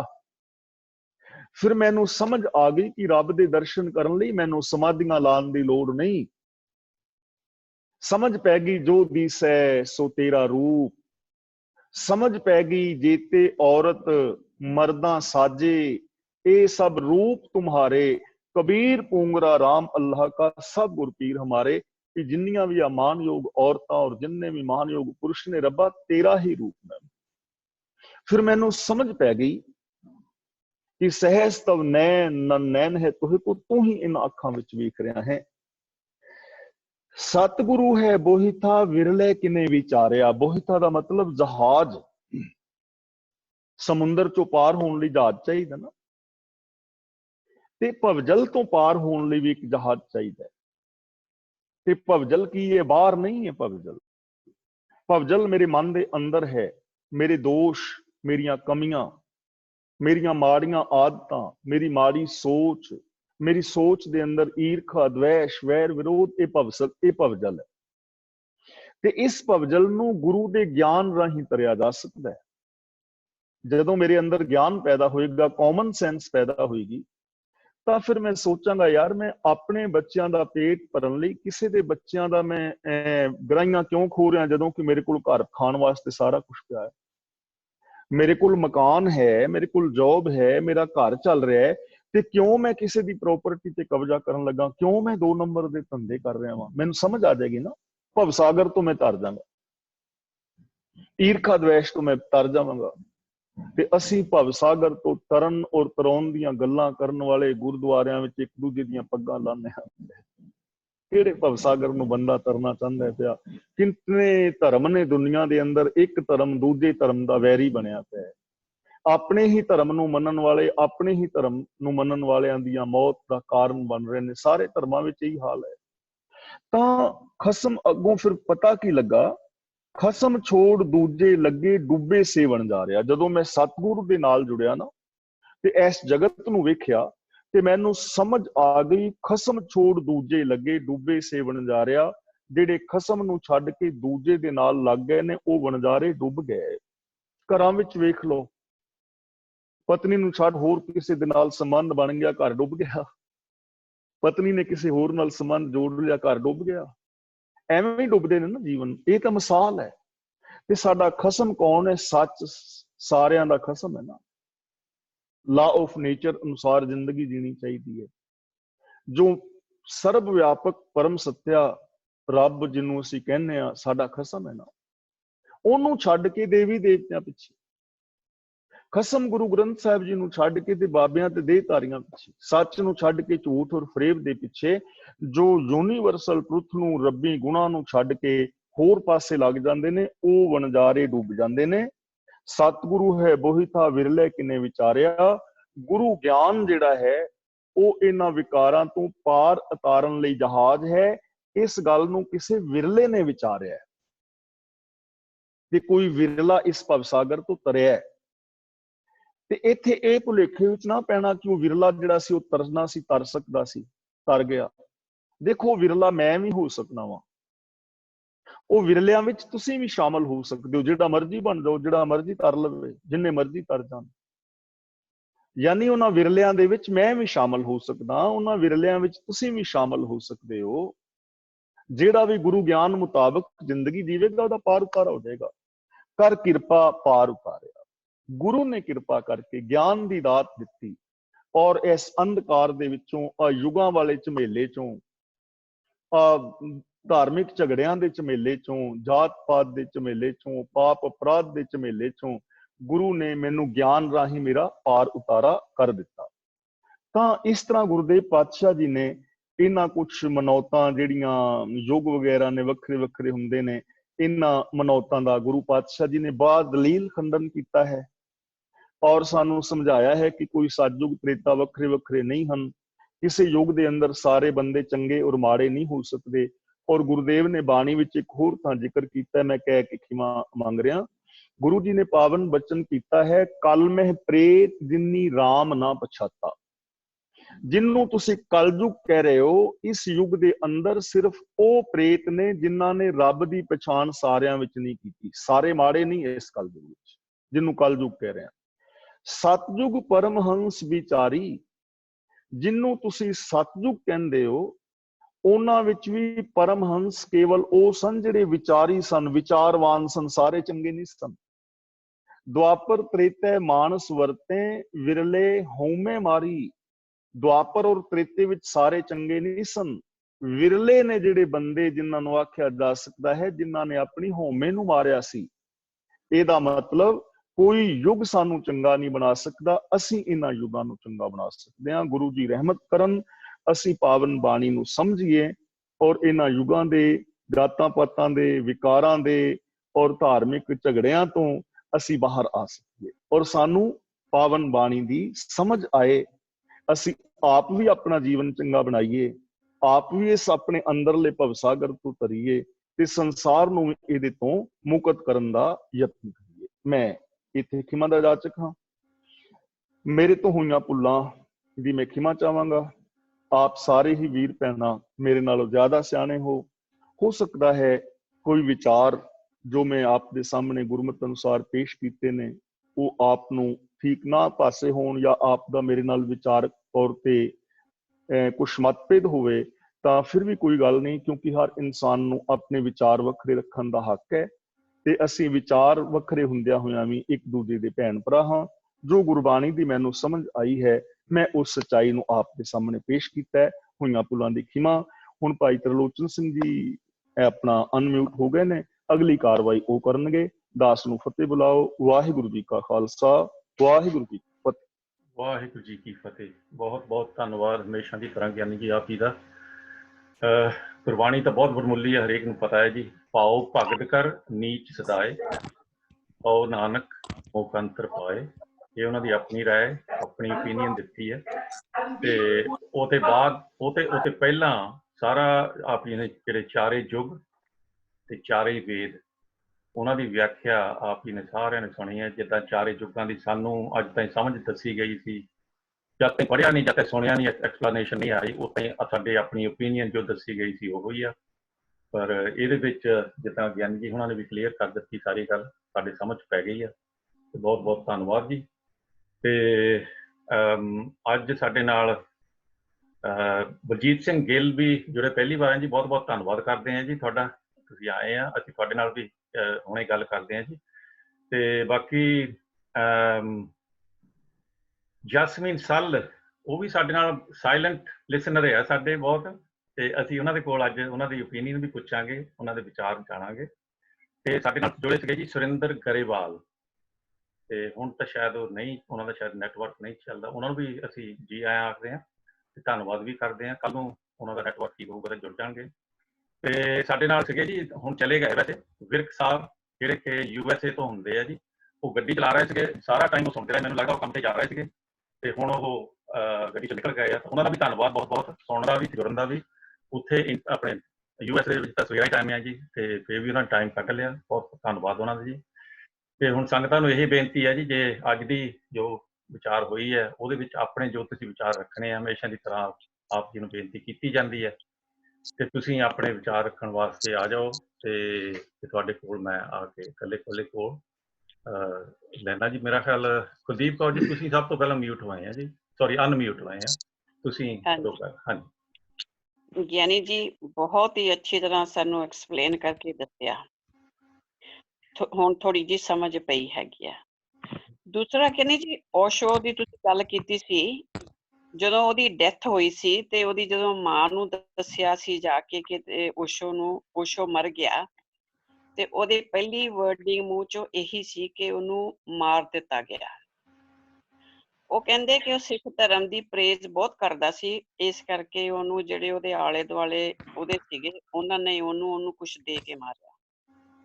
ਇਹ ਸੱਚ ਹੈ? ਮੈਂ ਵੀਡੀਓ ਦੇਖੀ ਸੀ। ਨਹੀਂ, ਇਹ ਸੱਚ ਨਹੀਂ ਹੈਗਾ ਕਿ ਉਹ ਸਿੱਖ ਧਰਮ ਦੀ ਪ੍ਰੇਜ਼ ਕਰਦਾ ਸੀ ਇਸ ਕਰਕੇ ਮਾਰਿਆ, ਇਹ ਸੱਚ ਨਹੀਂ ਹੈ। ਉਹ ਬਿਮਾਰ ਹੋ ਕੇ, ਬਾਕੀ ਮੈਨੂੰ ਉਸ ਬਾਰੇ ਨਹੀਂ ਪਤਾ ਵੀ ਕਿਵੇਂ ਮਰੇ ਕਿਸ ਤਰ੍ਹਾਂ, ਬਾਕੀ ਇਸ ਕਰਕੇ ਨਹੀਂ ਮਾਰਿਆ ਕਿਸੇ ਨੇ ਵੀ ਕਿ ਉਹ ਸਿੱਖ ਧਰਮ ਦੀ ਪ੍ਰੇਜ਼ ਕਰਦਾ ਸੀ, ਇਹ ਵਾਲੀ ਗੱਲ ਨਹੀਂ ਹੈ। ਮੈਂ ਬੇਨਤੀ ਕਰੂੰਗਾ ਜੀ ਸਭ ਨੂੰ ਕਿ ਜਿਹੜੀ ਅੱਜ ਦੀ ਕਥਾ ਹੋਈ ਉਹਦੇ ਨਾਲ ਰਿਲੇਟਡ ਤੁਸੀਂ ਪੁੱਛ ਲਓ, ਕੋਈ ਗੱਲ ਨਹੀਂ। ਕੁਲਦੀਪ ਕੌਰ ਜੀ ਤੁਸੀਂ ਪੁੱਛ ਲਿਆ, ਠੀਕ ਹੈ, ਪਰ ਉਹਦੇ ਨਾਲ ਰਿਲੇਟਡ ਸੀਗਾ ਕਿਉਂਕਿ ਗਿਆਨੀ ਜੀ ਨੇ ਉਹਦਾ ਨਾਂ ਲਿਆ ਸੀ ਨਾ ਵਿੱਚ ਓਸ਼ੋ ਦਾ। ਹਾਂਜੀ, ਠੀਕ ਹੈ, ਚਲੋ ਕੋਈ ਗੱਲ ਨਹੀਂ ਜੀ। ਤੇ ਆਪਾਂ ਕੋਸ਼ਿਸ਼ ਕਰੀਏ ਵੀ ਜੇ ਅੱਜ ਦੀ ਜੋ ਵੀ ਕਥਾ ਹੋਈ ਹੈ ਉਹਦੇ ਵਿੱਚੋਂ ਵਿਚਾਰਧਾਰਾ ਆਪਣੀ ਵੀ ਰੱਖੋ ਤੇ ਮਤਲਬ ਤੁਸੀਂ ਵੀ ਦੱਸੋ। ਥੈਂਕ ਯੂ ਤੁਹਾਡਾ ਬਹੁਤ ਬਹੁਤ ਜੀ, ਮਿਹਰਬਾਨੀ। ਤੇ ਹੁਣ ਮੈਂ ਬਲਜੀਤ ਸਿੰਘ ਜੀ, ਮੈਂ ਤੁਹਾਨੂੰ ਬੇਨਤੀ ਕਰਦਾ ਜੀ, ਅੱਜ ਤੁਸੀਂ ਆਪਣੇ ਆਏ ਹੋ ਆ ਤਾਂ ਤੁਸੀਂ ਦੱਸੋ ਆਪਣੀ ਕੋਈ। ਹੈਲੋ ਬਲਜੀਤ ਸਿੰਘ ਜੀ ਗਿੱਲ, ਮੈਨੂੰ ਲੱਗਦਾ ਚਲੇ ਗਏ, ਕੋਈ ਗੱਲ ਨਹੀਂ ਜੀ। ਗੁਰਚਰਨ ਸਿੰਘ ਜੀ ਤੁਸੀਂ ਅਨਮਿਊਟ ਹੋਏ ਹੋ। ਹਾਂਜੀ, ਮਿਹਰਬਾਨੀ ਗਿਆਨੀ ਜੀ। ਤੁਸੀਂ ਜਿਹੜਾ ਯੁੱਗਾਂ ਬਾਰੇ ਦੱਸਿਆ ਕਿ ਨਾ, ਇਹਨਾਂ ਬਹੁਤ ਰੋਸ਼ਨੀ ਹੋਈ ਆ ਕਿ ਵੀ ਯੁੱਗ ਵੀ ਜਿਹੜੇ ਕਿ ਸਮਾਂ ਹੀ ਸੀਗਾ। ਹੁਣ ਅਸੀਂ ਸਮੇਂ ਦੇ ਵਿੱਚ ਕੀ ਮਤਲਬ ਚੰਗਾ ਕੰਮ ਕਰਦੇ ਹਾਂ ਜਾਂ ਮਾੜਾ ਕਰਦੇ ਹਾਂ, ਦੋ ਹੀ ਤਰ੍ਹਾਂ ਦੇ ਇਨਸਾਨ ਹੈਗੇ ਆ। ਮੈਂ ਅੱਜ ਤੋਂ 60 ਸਾਲ ਪਿੱਛੇ ਚਲ ਜਾਂਦਾ ਕਿ ਵੀ ਐਗਜ਼ਾਮਪਲ ਜਿਹੜਾ ਤੁਸੀਂ ਦਿੱਤੇ ਆ, ਉਦਾਹਰਨ ਬਹੁਤ ਅੱਛੇ ਦਿੱਤੇ ਆ ਕਿ ਵੀ ਅਸੀਂ ਦੁੱਧ ਦੇ ਪੈਸੇ ਨਾ ਬਾਹਰ ਦਰਵਾਜ਼ੇ ਦੇ ਨਾ ਬੋਤਲ ਥੱਲੇ ਰੱਖ ਜਾਂਦੇ ਹੁੰਦੇ ਸੀ। ਇਹ ਵੀ ਕਲਯੁਗ ਆ। ਕਲਯੁਗ ਦੇ ਵਿੱਚ ਇਹ ਨਾ 1960 ਦੇ ਵਿੱਚ ਨਾ ਅਸੀਂ ਘਰ ਨਹੀਂ ਹੋਣਾ ਤਾਂ ਦੁੱਧ ਦੇ ਪੈਰਾਂ ਕਿਸੇ ਨੇ ਹੱਥ ਨਹੀਂ ਲਾਉਣਾ। ਹੁਣ ਤੁਹਾਡੇ ਘਰ ਦੇ ਦਰਵਾਜ਼ੇ ਪੱਟ ਕੇ ਵੀ ਅੰਦਰ ਆ ਜਾਂਦੇ ਆ, ਇਹ ਵੀ ਕਲਯੁਗ ਦੇ ਵਿੱਚ ਹੀ ਆ। ਸੋ ਦੋਹਾਂ ਤਰ੍ਹਾਂ ਜਿਹੜਾ ਹੈਗਾ ਕਿ ਨਾ ਬਹੁਤ ਹੀ ਚੰਗੀ ਤਰ੍ਹਾਂ ਸਮਝਾਇਆ। ਕਈ ਗਲਤਫਹਿਮੀਆਂ ਸੀਗੀਆਂ ਕਿ ਜਿੱਦਾਂ ਸਤਯੁਗ ਦੇ ਵਿੱਚ ਯਾਤਰੀ ਤੇ ਸ਼੍ਰੀ ਰਾਮ ਵੀ ਹੋਏ ਆ ਕਿ ਵੀ ਸ਼੍ਰੀ ਰਾਮ ਨੇ ਕਿਹੜਾ ਕੋਈ ਚੰਗਾ ਕੰਮ ਕੀਤਾ ਆਪਣੀ ਪਤਨੀ ਦੇ ਨਾਲ। ਦੇਖਣਾ ਵੀ ਜੇ ਉਹ ਸਮਾਂ ਚੰਗਾ ਸੀਗਾ ਤੇ ਵੀ ਉਹਨੂੰ ਵੀ ਚੰਗਾ ਕੰਮ ਕਰਨਾ ਚਾਹੀਦਾ ਸੀਗਾ। ਸੋ ਬਹੁਤ ਬਹੁਤ ਤੁਹਾਡੀ ਮਿਹਰਬਾਨੀ ਹੈ ਇਹ ਵਿਆਖਿਆ ਕਰਨ ਦੀ ਕਿ ਨਾ ਬਹੁਤ ਚੰਗੀ ਲੱਗੀ ਹੈ। ਧੰਨਵਾਦ ਜੀ। ਠੀਕ ਹੈ ਜੀ, ਠੀਕ ਹੈ। ਦੇਖੋ ਜੀ, ਰਾਮ ਦੇ ਬਾਰੇ ਵੀ ਤੇ ਹੋਰ ਕਈ ਜਿਹੜਾ ਪਿਛੋਕੜ ਹੈਗੇ ਉਹਨਾਂ ਦੀਆਂ ਆਪਣੀਆਂ ਜੋ ਸਟੋਰੀਆਂ ਚੱਲਦੀਆਂ ਆ ਤੇ ਉਹਨਾਂ ਨੇ ਜੋ ਆਪਣੇ ਟਾਈਮ ਤੇ ਕੀਤੇ ਆ ਉਹਨਾਂ ਦੇ ਕਿੰਤੂ ਪਰੰਤੂ ਹੁਣ ਵੀ ਹੈਗਾ ਤੇ ਰਹੇਗਾ ਵੀ। ਜਿਹੜੀ ਗੱਲ ਗਲਤ ਆ ਉਹ ਹਮੇਸ਼ਾ ਹੀ ਗਲਤ ਹੋਊਗੀ, ਜਿਹੜੀ ਸਹੀ ਗੱਲ ਆ ਉਹ ਹਮੇਸ਼ਾ ਹੀ ਸਹੀ ਹੋਊਗੀ। ਮੈਂ ਹਾਂਜੀ, ਮੈਂ ਕਹਿ ਰਿਹਾ ਸੀਗਾ ਜੀ, ਵਿਰਕ ਸਾਹਿਬ ਸਾਡੇ ਨਾਲ ਹੁਣ ਆ ਗਏ ਆ ਮੁੜ ਕੇ। ਹਾਂ, ਤੁਸੀਂ ਸੁਣ ਰਹੇ ਜੀ, ਮੇਰੀ ਆਵਾਜ਼ ਸੁਣ ਰਹੇ ਆ? ਹਾਂਜੀ, ਵਾਹਿ ਖਾਲਸਾ ਵਾਹਿ ਫਤਿਹ ਜੀ। ਫਤਿਹ ਜੀ। ਤੁਸੀਂ ਆ ਕੇ ਬੈਠੇ ਆ, ਤੁਹਾਨੂੰ ਕਈ ਚਿਰ ਤੇ ਦੇਖ ਰਿਹਾ ਸੀ, ਮੈਂ ਕਿਹਾ ਸ਼ਾਇਦ ਤੁਸੀਂ ਛੱਡ ਕੇ ਚਲੇ ਗਏ ਆ ਤਾਂ ਮੈਂ ਨਹੀਂ ਕੀਤਾ। ਮੈਂ ਤੁਹਾਨੂੰ ਨਹੀਂ, ਮੈਂ ਜੌਬ ਤੇ ਪਹੁੰਚ ਗਿਆ ਨਾ ਜੀ। ਮੈਨੂੰ ਲੱਗਦਾ ਹੀ ਸੀਗਾ ਜੀ ਵੀ ਤੁਸੀਂ ਜਾ ਰਹੇ ਆ ਜਾਂ ਪਹੁੰਚ ਗਏ ਆ ਤਾਂ ਫਿਰ ਤੁਸੀਂ ਡਿਸਅਪੀਅਰ ਹੋ ਗਏ ਸੀਗੇ। ਚਲੋ ਥੈਂਕ ਯੂ ਤੁਹਾਡਾ ਆਉਣ ਦਾ, ਤੇ ਇੱਕ ਤਾਂ ਧੰਨਵਾਦ ਤੁਹਾਡਾ ਆਉਣ ਦਾ, ਕੋਈ ਕੰਮ ਦੇ ਵਿੱਚੋਂ ਵੀ ਆਪਣਾ ਟਾਈਮ ਕੱਢ ਲਿਆ ਤੇ ਅੱਜ ਦੇ ਵਿਚਾਰ ਜੋ ਜੇ ਤੁਸੀਂ ਕੋਈ ਦੇਣਾ ਚਾਹੋ ਤਾਂ ਤੁਸੀਂ ਆ ਸਕਦੇ ਹੋ। ਹਾਂਜੀ, ਵਾਹ, ਅੱਜ ਮੇਰਾ ਬੜਾ ਧਿਆਨ ਆ ਭਾਜੀ, ਕੰਮ ਆਲਾ ਥੋੜਾ ਜਿਹਾ। ਅੱਛਾ, ਗੱਡੀ ਚਲਾ ਰਿਹਾ ਆ, ਕੋਈ ਬਾਬਾ ਜੀ ਦੀ ਗੱਲਾਂ ਸੁਣਦਾ ਸੀ। ਠੀਕ ਹੈ, ਚਲੋ ਬਹੁਤ ਬਹੁਤ ਧੰਨਵਾਦ ਜੀ ਤੁਹਾਡਾ ਆਉਣ ਦਾ ਵੀ, ਬਹੁਤ ਬਹੁਤ ਧੰਨਵਾਦ। ਸਤਨਾਮ ਸਿੰਘ ਨਾਗਰਾ ਜੀ ਤੁਸੀਂ ਅਨਮਿਊਟ। ਵਾਹਿਗੁਰੂ ਜੀ ਖਾਲਸਾ ਵਾਹਿਗੁਰੂ ਜੀ ਫਤਿਹ। ਗਿਆਨੀ ਜੀ ਬਹੁਤ ਹੀ ਚੰਗੀ ਤਰ੍ਹਾਂ ਆਪਣੇ ਬਿਆਨ ਕੀਤਾ। ਤੇ ਜਿਸ ਤਰ੍ਹਾਂ ਪੌੜੀ ਦੇ ਵਿੱਚ ਸ਼ੁਰੂ ਤੋਂ ਹੁੰਦਾ, ਜਿਨ ਮਸਤਕ ਧੁਰ ਹਰ ਲਿਖਿਆ ਤਿੰਨ ਸਤਿਗੁਰ ਮਿਲਿਆ ਰਾਮ ਰਾਜੇ। ਇਹ ਜਿੱਦਾਂ ਇਨਸਾਨ ਦੇ ਲੇਖ ਜਿਹੜੇ ਧੁਰੋਂ ਲਿਖ ਕੇ, ਧੁਰੋਂ ਦਰਗਾਹ ਤੋਂ ਲਿਖ ਕੇ ਆਉਂਦੇ ਹਨ, ਤੇ ਫਿਰ ਮਨੁੱਖ ਕਾਹਤੇ ਨੱਠਾ ਫਿਰਦਾ ਫਿਰ ਜ਼ਿਆਦਾ। ਇਹਦੇ ਬਾਰੇ ਥੋੜਾ ਜਿਹਾ ਦੱਸੋ ਜੀ। ਵੀਰ ਜੀ, ਧੁਰ ਦਾ ਮਤਲਬ ਹੈਗਾ ਸ਼ੁਰੂ ਤੋਂ। ਜਿਨ ਮਸਤਕ ਧੁਰ ਹਰ ਲਿਖਿਆ, ਸ਼ੁਰੂ ਤੋਂ ਮਤਲਬ ਜੋ ਅਸੀਂ ਬਚਪਨ ਤੋਂ ਲੈ ਕੇ ਆਪਣੇ ਸੋਚਦੇ ਹਾਂ, ਉਹ ਸਾਡੇ ਅੰਦਰ ਸੰਸਕਾਰ ਬਣੀ ਜਾਂਦੇ ਨੇ। ਅਸੀਂ ਆਪ ਲਿਖਦੇ ਹਾਂ ਆਪਣਾ ਸੁਭਾਅ। ਤੁਸੀਂ, ਮੈਂ ਜਾਂ ਹੋਰ ਕਿਸੇ ਨੇ ਆਪਣਾ ਆਪਣਾ ਸੁਭਾਅ ਆਪ ਬਣਾਇਆ ਹੈ, ਤੇ ਉਹ ਸੁਭਾਅ ਜਿਹੜਾ ਹੈ ਉਹ ਹੀ ਸਾਨੂੰ ਚਲਾਉਂਦਾ ਹੈ। ਸਾਡੇ ਪਿੱਛੋਂ ਲਿਖੇ ਲੇਖ ਨਹੀਂ ਆਉਂਦੇ ਕਿ ਤੁਸੀਂ ਇਹ ਕਰੋਗੇ, ਫਿਰ ਤਾਂ ਉਹ ਗੇਮ ਦਾ ਕੋਈ ਮਤਲਬ ਨਹੀਂ ਰਹਿ ਜਾਂਦਾ। ਜਿਵੇਂ ਕ੍ਰਿਕਟ ਦੀ ਗੇਮ ਹੈ ਤੇ ਪਹਿਲਾਂ ਫਿਕਸ ਕੀਤੀ ਹੋਵੇ ਵੀ ਫਲਾਂ ਬੰਦੇ ਨੇ ਜਿੱਤਣਾ, ਤਾਂ ਫਿਰ ਫਿਕਸ ਗੇਮ ਦਾ ਤਾਂ ਗੇਮ ਹੀ ਨਹੀਂ ਰਹਿ ਜਾਂਦੀ ਨਾ। ਇਸ ਲਈ ਅਸੀਂ ਖੁਦ ਕਰਨਾ ਹੈ, ਔਰ ਅਸੀਂ ਆਪਣੀ ਕਿਸਮਤ ਖੁਦ ਲਿਖਦੇ ਹਾਂ।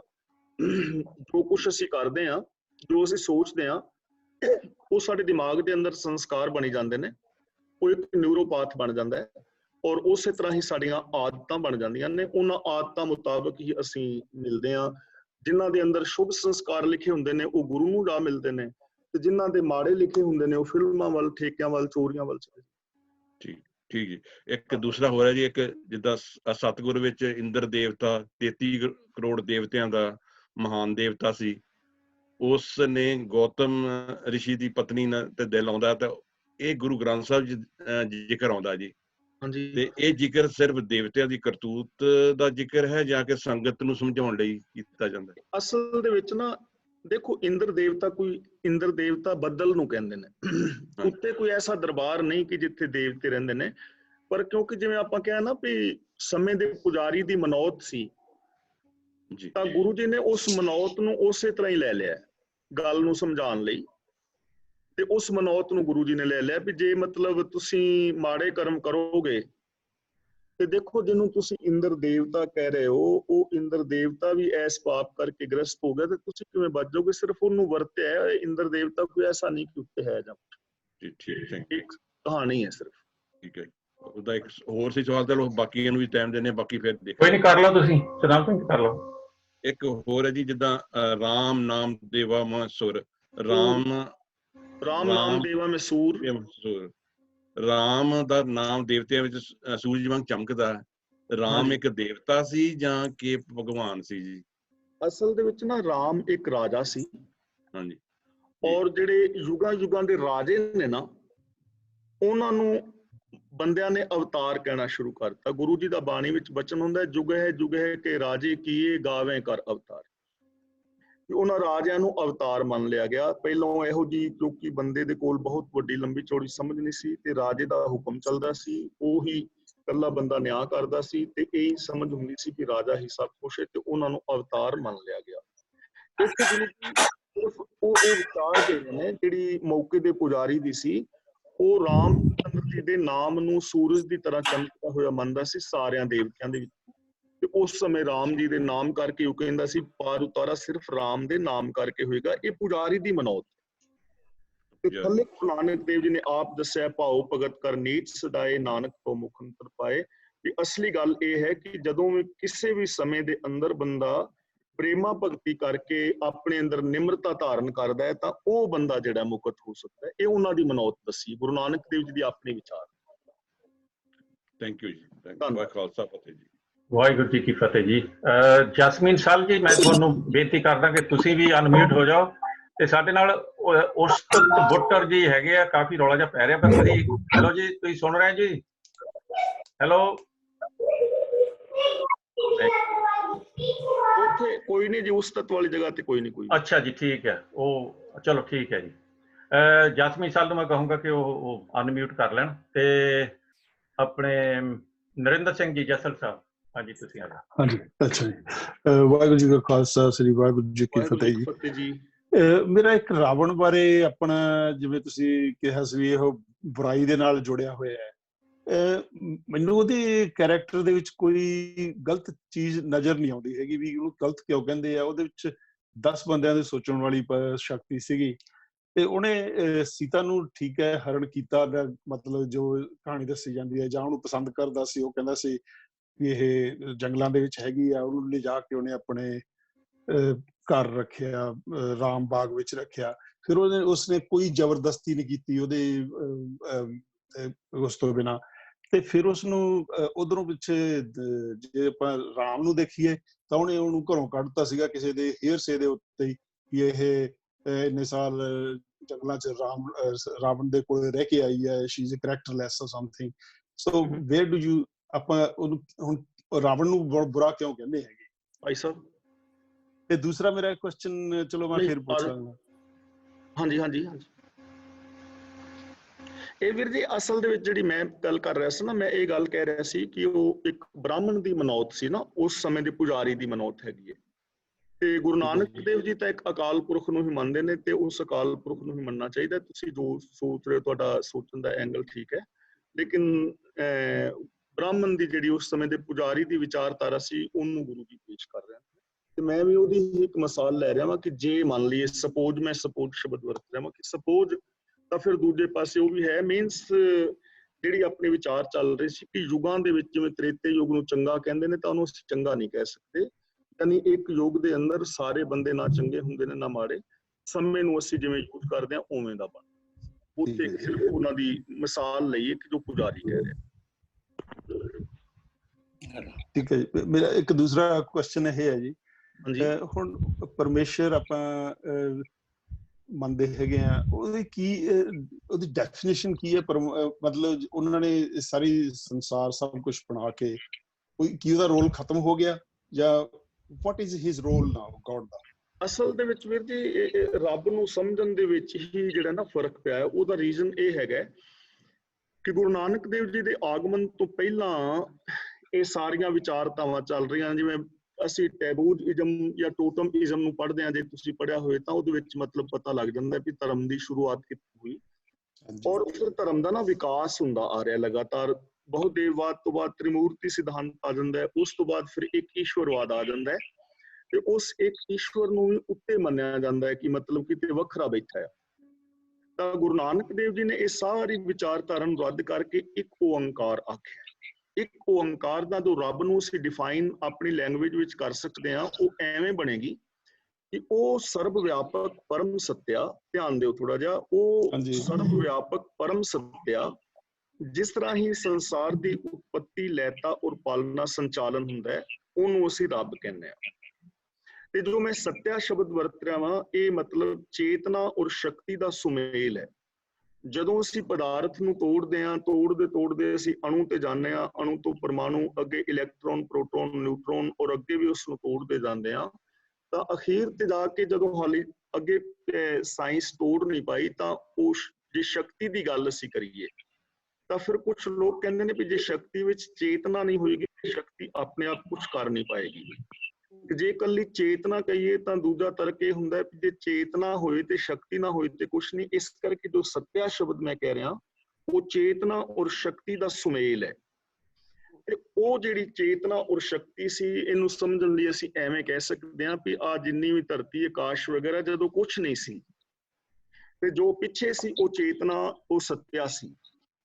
ਤੇ ਉਹ ਸੱਤਿਆ ਜਿਹੜੀ ਸੀ ਉਹੀ ਇਹ ਵਿਸ਼ਵ ਬਣ ਗਈ। ਰੱਬ ਨੇ ਸੰਸਾਰ ਬਣਾਇਆ ਨਹੀਂ, ਉਹ ਆਪ ਹੀ ਸੰਸਾਰ ਬਣ ਗਿਆ। ਅਵਿਗਤ ਤੋਂ ਨਿਰਮਾਇਲ ਉਪਜੈ, ਨਿਰਗੁਣ ਤੇ ਸਰਗੁਣ ਥੀਆ, ਉਹ ਨਿਰਾਕਾਰ ਤੋਂ ਸਾਕਾਰ ਹੋ ਗਿਆ।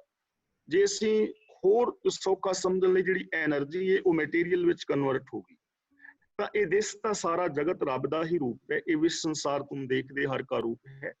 ਤੇ ਉਹਦਾ ਰੋਲ ਇਹ ਹੈ ਵੀ ਸ਼ਕਤੀ ਦਾ ਰੋਲ ਕੀ ਹੈ? ਜੋ ਐਨਰਜੀ ਉਹ ਸਾਡੇ ਸਰੀਰ ਨੂੰ ਚਲਾ ਰਹੀ ਹੈ, ਜੋ ਸਿਸਟਮ ਹੈ ਸਾਡੇ ਸਰੀਰ ਨੂੰ ਚਲਾ ਰਿਹਾ ਹੈ, ਉਹ ਸਿਸਟਮ ਦੇ ਅੰਦਰ ਹੀ ਰੁੱਖ ਦਰਖਤ ਪੈਦਾ ਹੋ ਰਹੇ ਨੇ, ਜੀਵ ਜੰਤ ਚੱਲ ਰਹੇ ਨੇ, ਅਸੀਂ ਜੰਮ ਰਹੇ ਹਾਂ, ਮਰ ਰਹੇ ਹਾਂ। ਸਾਡੇ ਸੈੱਲ ਜਿਹੜੇ 40 ਸਾਲ ਤੋਂ ਪਹਿਲਾਂ ਬਣਦੇ ਜ਼ਿਆਦੇ ਨੇ, ਮਰਦੇ ਇਹ ਘੱਟ ਨੇ। 50 ਤੇ ਜਾ ਕੇ ਪੂਰੇ, 40 ਤੇ ਪੂਰੇ ਹੋ ਜਾਂਦੇ ਨੇ, 50 ਤੋਂ ਬਾਅਦ ਫਿਰ ਸੈੱਲ ਮਰਨੇ ਜ਼ਿਆਦਾ ਸ਼ੁਰੂ ਹੋ ਜਾਂਦੇ ਨੇ, ਬਣਨੇ ਘੱਟ, ਔਰ ਅਸੀਂ ਆਖਿਰ ਮਿਲ ਜਾਂਦੇ ਹਾਂ ਮਿੱਟੀ ਦੇ ਵਿੱਚ, ਤੇ ਉਹ ਰੀਸਾਈਕਲਿੰਗ ਹੋ ਜਾਂਦੀ ਹੈ। ਇਹ ਸਾਰਾ ਰੋਲ ਉਹਦਾ ਹੀ ਹੈ, ਉਹੀ ਹੈ। ਯਾਨੀ ਅਸੀਂ ਵੱਖਰੇ ਕੁਛ ਨਹੀਂ ਹਾਂ। ਜਿਵੇਂ ਸਮੁੰਦਰ ਦੇ ਵਿੱਚ ਲਹਿਰ ਦਾ ਰੋਲ ਕੀ ਹੈ? ਕੋਈ ਵੀ ਨਹੀਂ, ਲਹਿਰ ਪਾਣੀ ਹੀ ਹੈ। ਤੇ ਇਸ ਤਰ੍ਹਾਂ ਮਤਲਬ ਸਮੁੰਦਰ ਦਾ ਹੀ ਰੋਲ ਹੈ। ਯਾਨੀ ਉਹ ਜਿਹੜੀ ਐਨਰਜੀ ਜਿਹਨੂੰ ਅਸੀਂ ਕਹਿ ਸਕਦੇ ਹਾਂ ਸਾਇੰਸ ਦੀ ਭਾਸ਼ਾ ਵਿੱਚ, ਤੇ ਉਹੀ ਸਰਬ ਵਿਆਪਕ ਹੈ। ਉਹ ਉਸ ਐਨਰਜੀ ਕਰਕੇ ਹੀ ਸਾਰਾ ਵੱਖਰਾ ਕੇ ਬੈਠਾ ਹੋਇਆ ਹੈ, ਸੱਚਖੰਡ ਵਿੱਚ ਜਾਂ ਸਵਰਗ ਵਿੱਚ ਜਾਂ ਜੰਨਤ ਵਿੱਚ ਜਾਂ ਕਿਤੇ ਹੋਰ। ਵਿਅਕਤੀ ਰੂਪ ਵਿੱਚ ਨਹੀਂ, ਨਿਰਾਕਾਰ ਇੱਕ ਸਰਵ ਵਿਆਪਕ ਸ਼ਕਤੀ ਹੈ, ਜੋ ਮੈਨੂੰ ਸਮਝ ਆਉਂਦਾ ਹੈ। ਠੀਕ ਹੈ ਜੀ, ਥੈਂਕ ਯੂ ਜੀ। ਠੀਕ ਹੈ ਜੀ, ਧੰਨਵਾਦ ਜੀ ਤੁਹਾਡਾ ਬਹੁਤ ਬਹੁਤ। ਤੇ ਬਾਕੀ ਸਾਡੇ ਨਾਲ 3 ਜਣੇ ਹੋ ਰਹੇ ਜੀ, ਮੈਂ ਸਤਿੰਦਰ ਸਿੰਘ ਕੋਲ ਤੇ ਕਰਮਜੀਤ ਬੱਤਰਾ ਤੇ ਨੀਨਾ ਜੀ ਅਨਮਿਊਟ ਹੋਏ, ਮੈਂ ਉਹਨਾਂ ਦੇ ਕੋਲ ਵੀ ਆਉਣਾ ਜੀ। ਸਤਿੰਦਰ ਸਿੰਘ ਜੀ, ਹਾਂਜੀ, ਕੁਝ ਮੈਂ ਕਹਿ ਸਕਦੀ ਹਾਂ? ਇਹ ਇੱਕ ਸਕਿੰਟ ਜੀ, ਚਲੋ ਤੁਸੀਂ ਕਹਿ ਲਓ ਪਹਿਲਾਂ, ਆ ਜਾਓ। ਹਾਂਜੀ, ਮੈਂ ਇਹ ਕਹਿਣਾ ਚਾਹ ਰਹੀ ਸੀ ਕਿ ਮੇਰੀ ਕਾਫੀ ਵੱਡੀ ਉਮਰ ਹੈਗੀ ਹੈ ਹੁਣ, ਤੇ ਪਹਿਲੀ ਵਾਰੀ ਮੈਨੂੰ ਕੋਈ ਗਿਆਨੀ ਜੀ ਮਿਲੇ ਹੈ ਜਿਨ੍ਹਾਂ ਨੇ ਮੈਨੂੰ ਗੁਰੂ ਗ੍ਰੰਥ ਸਾਹਿਬ ਦਾ ਮੀਨਿੰਗ ਸਮਝਾਇਆ ਹੈ, ਪਹਿਲੀ ਵਾਰੀ। ਧੰਨਵਾਦ। ਇਹ ਸਾਡੇ Giani ji is one in a million. He's a Giani ji in the real terms of the word. ਠੀਕ ਹੈ ਜੀ, I just want to applaud him. Thank you ਜੀ। ਚਲੋ ਬਹੁਤ ਬਹੁਤ ਸ਼ੁਕਰੀਆ ਮੇਰੀ ਭੈਣ ਅਸ਼ੀਸ਼ ਦੇਣ ਲਈ। ਹਾਂਜੀ, ਬਹੁਤ ਬਹੁਤ ਧੰਨਵਾਦ ਜੀ ਤੁਹਾਡੇ। ਤੁਸੀਂ ਬੜੀ ਡਿਟੇਲ ਨਾਲ ਸੁਣੀ, ਇਸ ਕਰਕੇ ਤੁਹਾਨੂੰ ਪਤਾ ਲੱਗ ਗਿਆ ਕਿ ਗਿਆਨੀ ਜੀ ਕੀ ਕਹਿੰਦੇ ਆ। ਤੇ ਸਤਿੰਦਰ ਸਿੰਘ ਜੀ ਅਨਮਿਊਟ ਹਨ। ਵਾਹਿਗੁਰੂ ਜੀ ਕਾ ਖਾਲਸਾ, ਵਾਹਿਗੁਰੂ ਜੀ ਕੀ ਫਤਿਹ। ਗਿਆਨੀ ਜੀ ਫਤਿਹ ਜੀ। ਬਹੁਤ ਵਧੀਆ ਲੱਗਿਆ ਸਰ। ਅੱਜ ਤਾਂ ਇਸ ਤਰ੍ਹਾਂ ਹੋ ਗਿਆ ਕਿ ਜੋ ਕਲਯੁਗ, ਸਤਯੁਗ, ਦੁਆਪਰ ਯੁਗ, ਤ੍ਰੇਤਾ ਯੁਗ ਦਾ ਪਤਾ ਲੱਗ ਗਿਆ ਕਿ ਇਹ ਬੇਸਿਕਲੀ ਮੇਰੇ ਮਾਈਂਡਸੈਟਸ ਹੈਗੇ ਨੇ, ਨਾ ਕਿ ਕੋਈ ਯੁੱਗ ਹੈਗੇ ਨੇ। ਹਾਂ ਜੀ, ਮਾਈਂਡ ਵਿੱਚ ਨੇ ਬਿਲਕੁਲ। ਹਾਂ, ਮੇਰਾ ਜਿਹੜੇ ਮੇਰੇ ਮਨ ਦੇ ਪ੍ਰਭਾਵ ਹੀ ਹੈਗੇ ਨੇ, ਕੋਈ ਯੁੱਗ ਨਹੀਂ ਹੈਗੇ ਜਿਹੜੇ ਅਸੀਂ ਅੱਜ ਤੱਕ ਸਮਝਦੇ ਆ ਰਹੇ ਸੀ। ਹਾਂ, ਸਾਡੇ ਦਿਮਾਗ ਵਿੱਚ। ਬਿਲਕੁਲ। Thank you so much Bhai Sahib ji. ਇੱਕ ਮੈਂ ਤੁਹਾਨੂੰ ਕੋਲੋਂ ਪੁੱਛਣਾ ਚਾਹੁੰਦਾ ਸੀ ਭਾਈ ਸਾਹਿਬ ਜੀ, ਤੁਸੀਂ ਨਾ ਇੱਕ ਆਕਿਊਪੇਸ਼ਨ ਦੇ ਉੱਪਰ ਇੱਕ ਸ਼ਬਦ ਬੋਲਿਆ ਸੀਗਾ ਕੋਈ ਆਪਣਾ, ਅਗਰ ਤੂੰ ਫਾਰਮਿੰਗ ਕਰ ਰਹੇ ਹੈ ਤੇ ਉਹ ਇਸ ਤਰ੍ਹਾਂ ਕਰਨੀ ਹੈ, ਅਗਰ ਤੂੰ ਦੁਕਾਨਦਾਰੀ ਕਰਨੀ ਹੈ ਉਸ ਤਰ੍ਹਾਂ ਕਰ ਰਹੇ ਹੈ, ਤੂੰ ਜੌਬ ਕਰ ਰਹੇ ਹੈ ਤਾਂ ਇਸ ਤਰ੍ਹਾਂ ਕਰਨਾ ਹੈ। ਹਾਂਜੀ, ਉਹ ਸ਼ਬਦ ਹੈਗਾ ਮਨ ਹਾਲੀ ਕਿਰਸਾਨੀ ਕਰਨੀ, ਸ਼ਰਮ ਪਾਣੀ ਤਨ ਖੇਤ। ਅੱਜ ਉਹ ਕਿਹੜੇ ਅੰਗ ਤੇ ਹੈਗਾ, ਪਲੀਜ਼ ਦੱਸ ਦਿਓਗੇ ਸਰ? ਮੈਂ ਤੁਹਾਨੂੰ ਦੇਖ ਕੇ ਦੱਸਣਾ ਤੇ ਚਲੋ ਕੋਈ ਗੱਲ ਨਹੀਂ, ਮੈਂ ਠੀਕ ਹੈ, ਮੇਰੇ ਕੋਲ ਥੋੜਾ WhatsApp ਨੰਬਰ ਹੈ, ਮੈਂ ਤੁਹਾਨੂੰ WhatsApp ਕਰਦਾ। ਮੇਰੇ ਕੋਲ ਤੁਹਾਡਾ WhatsApp ਨੰਬਰ ਹੈਗਾ 598 ਤੇ ਵੀ ਜੀ, 598 ਤੇ 598। ਠੀਕ ਹੈ ਜੀ, ਥੈਂਕ ਯੂ। ਹਾਂਜੀ, ਮੇਰਾ WhatsApp ਨੰਬਰ ਤੁਸੀਂ ਨੋਟ ਕਰ ਲਓ। ਹਾਂਜੀ, 98 726 ਹਾਂਜੀ 13340 13340। ਠੀਕ ਹੈ ਹਾਂਜੀ, ਤੇ +91 ਲਗਾ ਲਿਓਗੇ, ਇੰਡੀਆ ਦਾ ਨੰਬਰ ਹੈਗਾ ਜੀ। ਥੈਂਕ ਯੂ ਜੀ। ਤੇ ਜਦੋਂ ਮੈਸੇਜ ਕਰੋਗੇ ਤਾਂ ਕੋਈ ਵੀ ਤਾਂ ਆਪਣਾ ਨਾਮ ਲਿਖਦਾ ਤੇ ਨਾਲ ਨਾ ਕਲਾਸ ਲਿਖ ਲਿਆ, ਜਿਸ ਕਰਕੇ ਮੈਨੂੰ ਪਤਾ ਲੱਗ ਜਾਏਗਾ। ਜੀ ਬਿਲਕੁਲ। ਮੈਂ ਪਹਿਲੇ ਆਪਣੇ ਆਪ ਨੂੰ ਪੂਰਾ ਜੀ। ਜਿਹੜਾ ਵੀ ਕੋਈ ਵੀਰ ਭੈਣ ਦੇ ਬਾਈ ਚਾਂਸ ਪਰਸਨਲ ਮੈਸੇਜ ਕਰਨਾ ਚਾਹੇ WhatsApp ਤੇ, ਤਾਂ ਆਪਣਾ ਨਾਮ ਤੇ ਨਾਲ ਕਲਾਸ ਲਿਖ ਦਿਓ, ਗੁਰਮਤ ਕਲਾਸ, ਫਿਰ ਪਤਾ ਲੱਗ ਜਾਏਗਾ ਵੀ ਕਲਾਸ ਵਿੱਚੋਂ ਵੀਰ ਜੀ, ਫਿਰ ਮੈਂ ਸਮਝ। ਧੰਨਵਾਦ। ਬਿਲਕੁਲ, thank you very much. Thank you Satinder Singh ji. Karamjit Singh ji ਤੁਸੀਂ ਅਨਮਿਊਟ ਹੋ। ਵਾਹਿਗੁਰੂ ਜੀ ਕਾ ਖਾਲਸਾ, ਵਾਹਿਗੁਰੂ ਜੀ ਕੀ ਫਤਿਹ। ਭਾਈ ਸਾਹਿਬ, ਹਰ ਚੀਜ਼ ਬਹੁਤ ਸੁਚੱਜੇ ਤਰੀਕੇ ਨਾਲ ਆਪ ਜੀ ਸਮਝਾਉਂਦੇ ਹੋ। ਅੱਜ ਇੱਕ ਸੋਚ ਪਈ ਕਿ ਹਰ ਘੜੀ ਸੁਲੱਖਣੀ ਘੜੀ ਹੈ, ਅਸੀਂ ਕਿਸ ਤਰ੍ਹਾਂ ਉਸ ਘੜੀ ਨੂੰ ਜਿਉਂਦੇ ਹਾਂ, ਸਾਰਾ ਉਸ ਤੇ ਡਿਪੈਂਡ ਕਰਦਾ ਹੈ। ਤੇ ਸਰ, ਆਪ ਜੀ ਦੀ ਵਾਹਿਗੁਰੂ ਨੇ ਬਖਸ਼ਿਸ਼ ਕੀਤੀ ਹੈ, ਬਹੁਤ ਹੀ ਡਿਸਟਿੰਕਟ ਪਰਸਨੈਲਿਟੀ ਆਪ ਜੀ ਨੂੰ ਬਖਸ਼ੀ ਹੈ। ਆਲ around knowledge you have got, be it chemistry, bioscience, physics, हर एक चीज। आज कंक्लूडिंग वेले आप जी ने किया भाई आप सारियां नू कह रहे हो सूझवान हो, तो अपने अपने निमाणा कह रहे हो। सुखमनी साहब की लाइन याद आ गई, आपस को जो डाणे नीचा तो गनीय सब के ऊपर। बहुत बहुत वाहिगुरु बख्शिश करे सारियां पे, जिस तरह मेहर हो रही है आप और अगे चढ़दी कला बख्शे वाहिगुरु, असि यही अरदास करेंगे। बहुत बहुत धन्यवाद ਵੀਰ ਜੀ। ਮੈਂ ਨਾ ਕਹਿ ਵੀ ਸੱਚਾਈ ਰਿਹਾ, ਦੇਖੋ ਤੁਸੀਂ ਸਾਰੇ ਹੀ ਵੀਰ ਭੈਣਾਂ ਪੜ੍ਹੇ ਲਿਖੇ ਹੋ ਮੇਰੇ ਨਾਲ ਜ਼ਿਆਦਾ, ਮੈਂ ਮੈਟ੍ਰਿਕ ਪਾਸ ਹਾਂ, ਸਿਰਫ ਤੁਸੀਂ ਸਾਰੇ ਹਾਈਲੀ ਐਜੂਕੇਟਡ। ਨਹੀਂ ਵੀਰ ਜੀ, I don't agree. The way you are telling about neurons, neutrons, protons and all those things, do not have words with। चलो, बहुत अच्छा तरीका है कि अपना नॉलेज दे ਨੈਵਰ ਐਂਡਿੰਗ ਪ੍ਰੋਸੈਸ ਹਮੇਸ਼ਾ ਵਧਾਉਂਦੇ ਰਹੀਏ, ਬਹੁਤ ਅੱਛੀ ਗੱਲ ਹੈ। ਧੰਨਵਾਦ। ਵਾਹਿਗੁਰੂ ਸਾਡਾ ਸਾਰਿਆਂ ਦਾ ਪਿਆਰ ਇੱਕ ਪਰਿਵਾਰ ਦੀ ਤਰ੍ਹਾਂ ਬਣਾਈ ਰੱਖੇ, ਔਰ ਅਸੀਂ ਗੁਰੂ ਨਾਨਕ ਦੇਵ ਦੇ ਸਿਧਾਂਤਾਂ ਨੂੰ ਐਗਜ਼ੈਕਟਲੀ ਬਹੁਤ ਅੱਛਾ ਲੱਗਿਆ। ਤੇ ਬਾਰ-ਬਾਰ ਜਦ ਆਪ ਜੀ ਤੋਂ ਸੁਣਨਾ ਨਾ, ਵੀਰ ਜਤਿੰਦਰ ਪਾਲਸੀ ਜੀ ਦਾ ਬਹੁਤ ਬਹੁਤ ਧੰਨਵਾਦ ਕਰਦਾ ਕਿ ਉਹਨਾਂ ਨੇ ਲਿੰਕ ਭੇਜਿਆ ਤੇ ਆਪ ਜੀ ਦੇ ਵਿਚਾਰ ਸੁਣਨ ਦਾ ਮੌਕਾ ਮਿਲਿਆ। ਬਹੁਤ ਧੰਨਵਾਦ। ਵਾਹਿਗੁਰੂ ਜੀ ਕੀ ਫਤਿਹ। ਤੇ ਸਾਡੇ ਸਰੋਤੇ ਲਾਸਟ ਵਾਰ ਅਸੀਂ ਲਵਾਂਗੇ ਜੀ ਦਵਿੰਦਰ ਸਿੰਘ ਤੂਰ, ਉਹ ਅਨਮਿਊਟ ਹੋਏ ਆ ਜੀ। ਤੇ ਹਾਂਜੀ ਦਵਿੰਦਰ ਸਿੰਘ ਤੂੰ। ਵਾਹਿਗੁਰੂ ਜੀ ਕਾ ਖਾਲਸਾ ਵਾਹਿਗੁਰੂ ਜੀ ਕੀ ਫਤਿਹ। ਫਤਿਹ ਯਾਨੀ ਜੀ। ਜੀ ਆਪਣੇ ਜਸਨ ਸਾਹਿਬ ਨੂੰ ਜਿਹੜਾ ਕੁਐਸਚਨ ਪੁੱਛਿਆ, ਵੈਰੀ ਇੰਪੋਰਟੈਂਟ ਕੁਐਸਚਨ, ਵੀ ਪਰਮਾਤਮਾ ਕੀ ਹੈ। ਹਾਂਜੀ ਹਾਂਜੀ, ਜੇ ਆਪਾਂ ਮੂਲ ਮੰਤਰ ਹਾਂਜੀ ਦੇ 9 ਅੱਖਰ ਨੂੰ ਬਹੁਤ ਡਿਟੇਲ ਵਿੱਚ ਹਾਂਜੀ ਇਹਨੂੰ ਸਮਝ ਲਈਏ ਹਾਂਜੀ ਤੇ ਇਹਦਾ ਸਾਨੂੰ ਅਰਥ ਮਿਲ ਜਾਂਦਾ ਹੈ। ਹਾਂਜੀ ਪ੍ਰੈਸਟੀਜ। ਤਾਂ ਦੂਸਰੀ ਗੱਲ ਇਹ ਹੈ, ਤੁਸੀਂ ਯੁੱਗ ਨੂੰ ਇੱਕ ਸੁਭਾਅ ਮੰਨਿਆ, ਹਾਂਜੀ ਬਿਲਕੁਲ ਠੀਕ ਹੈ। ਯੁੱਗ ਹਾਂਜੀ ਹਾਂਜੀ ਇਹਨੂੰ ਬਹੁਤ ਸੁਭਾਅ ਆ ਇਨਸਾਨ ਦਾ, ਸਰੀਰ ਹਾਂਜੀ, ਤੋਂ ਸੁਭਾਅ। ਸ਼ਾਮ ਤਾਈਂ ਅਸੀਂ ਚੌਹਾਂ ਯੁੱਗਾਂ ਵਿੱਚ ਘੁੰਮਦੇ ਹਾਂ। ਹਾਂਜੀ ਹਾਂਜੀ ਸੁਭਾਅ ਹੈ। ਸਵੇਰ ਤੋਂ ਸ਼ਾਮ ਤਾਈਂ ਅਸੀਂ ਚੌਹਾਂ ਯੁੱਗਾਂ 'ਚ ਘੁੰਮਦੇ ਹਾਂ, ਬਿਲਕੁਲ ਇਹ ਠੀਕ ਹੈ। ਉਸ ਤੋਂ ਬਾਅਦ ਰੱਥ, ਰਾਰਾ ਥੱਥੇ ਨੂੰ ਔਂਕੜ। ਹਾਂਜੀ ਜੇ ਆਪਾਂ ਇਹਨੂੰ ਮੰਨ ਲਈਏ ਸਮਝਣ ਦੀ ਖਾਤਰ, ਮਨ ਨੂੰ, ਵੀ ਮਨ ਰੱਥ ਹੈ, ਹਾਂਜੀ ਇਹਦਾ ਫਿਰ ਸਵਾਹ ਕੌਣ ਹੋ ਸਕਦਾ ਹੈ? ਨਹੀਂ, ਇਹਦੇ ਵਿੱਚ ਵੀਰ ਜੀ ਦੋ ਚੀਜ਼ਾਂ ਨੇ ਕਿ ਜਿਹੜਾ ਤੁਹਾਡਾ ਮਨ ਹੈ ਨਾ, ਜੇ ਤੁਸੀਂ ਇਹਨੂੰ ਰੱਥ ਮੰਨ ਲਓ ਤੇ ਮਨ ਅਸਲ ਦੇ ਵਿੱਚ ਨਾ ਸੰਕਲਪਾਂ ਵਿਕਲਪਾਂ ਦੀ ਸੰਗ੍ਰਹਿ ਸ਼ਕਤੀ ਹੈ। ਅਸਲ ਦੇ ਅੰਦਰ ਰੱਥ ਸਾਡੀ ਨਾ ਇੱਕ ਸੋਚ ਹੈਗੀ ਹੈ, ਔਰ ਉਸ ਸੋਚ ਦੇ ਉੱਤੇ ਅਸੀਂ ਸਵਾਰ ਹੈਗੇ ਆ। ਤੇ ਇਹਦੇ ਵਿੱਚ ਨਾ ਦੋ ਚੀਜ਼ਾਂ, ਰੱਥ ਔਰ ਰਥਵਾ, ਦੋ ਚੀਜ਼ਾਂ ਕਹੀਆਂ ਨੇ ਵੀ ਸਾਡੀ ਜਿਹੜੀ ਜ਼ਿੰਦਗੀ ਹੈ ਨਾ, ਇਹਦੇ ਵਿੱਚ ਇਹ ਕਹਿ ਰਹੇ ਨੇ ਤ੍ਰੇਤੇ ਰਥ ਜਤੇ ਕਾ, ਯਾਨੀ ਤੁਸੀਂ ਜੱਤ ਦੇ ਉੱਤੇ ਸਵਾਰ ਹੈਗੇ ਹੋ। ਤੁਹਾਡਾ ਮਨ ਦੇ ਅੰਦਰ ਜੱਤ ਦੇ ਵਿਚਾਰ ਨੇ, ਆਪਣੀਆਂ ਗਿਆਨ ਇੰਦਰੀਆਂ ਤੇ ਕੰਟਰੋਲ ਕਰਨਾ, ਠੀਕ ਹੈ ਨਾ? ਹਾਂਜੀ ਠੀਕ ਹੈ ਜੀ। ਔਰ ਉਸ ਰੱਥ ਨੂੰ ਖਿੱਚਣ ਵਾਸਤੇ ਤੁਹਾਡੇ ਕੋਲ ਜ਼ੋਰ ਚਾਹੀਦਾ, ਤਾਕਤ ਚਾਹੀਦੀ, ਮਨ ਦੇ ਅੰਦਰ ਤਾਕਤ ਵੀ ਹੋਵੇ। ਯਾਨੀ ਤੁਹਾਡੇ ਜਿਹੜੇ ਜੀਵਨ ਦੀ એનર્ਜੀ ਹੈ ਉਹ ਜੱਤ ਵਾਸਤੇ ਲੱਗ ਰਹੀ ਹੋਏ।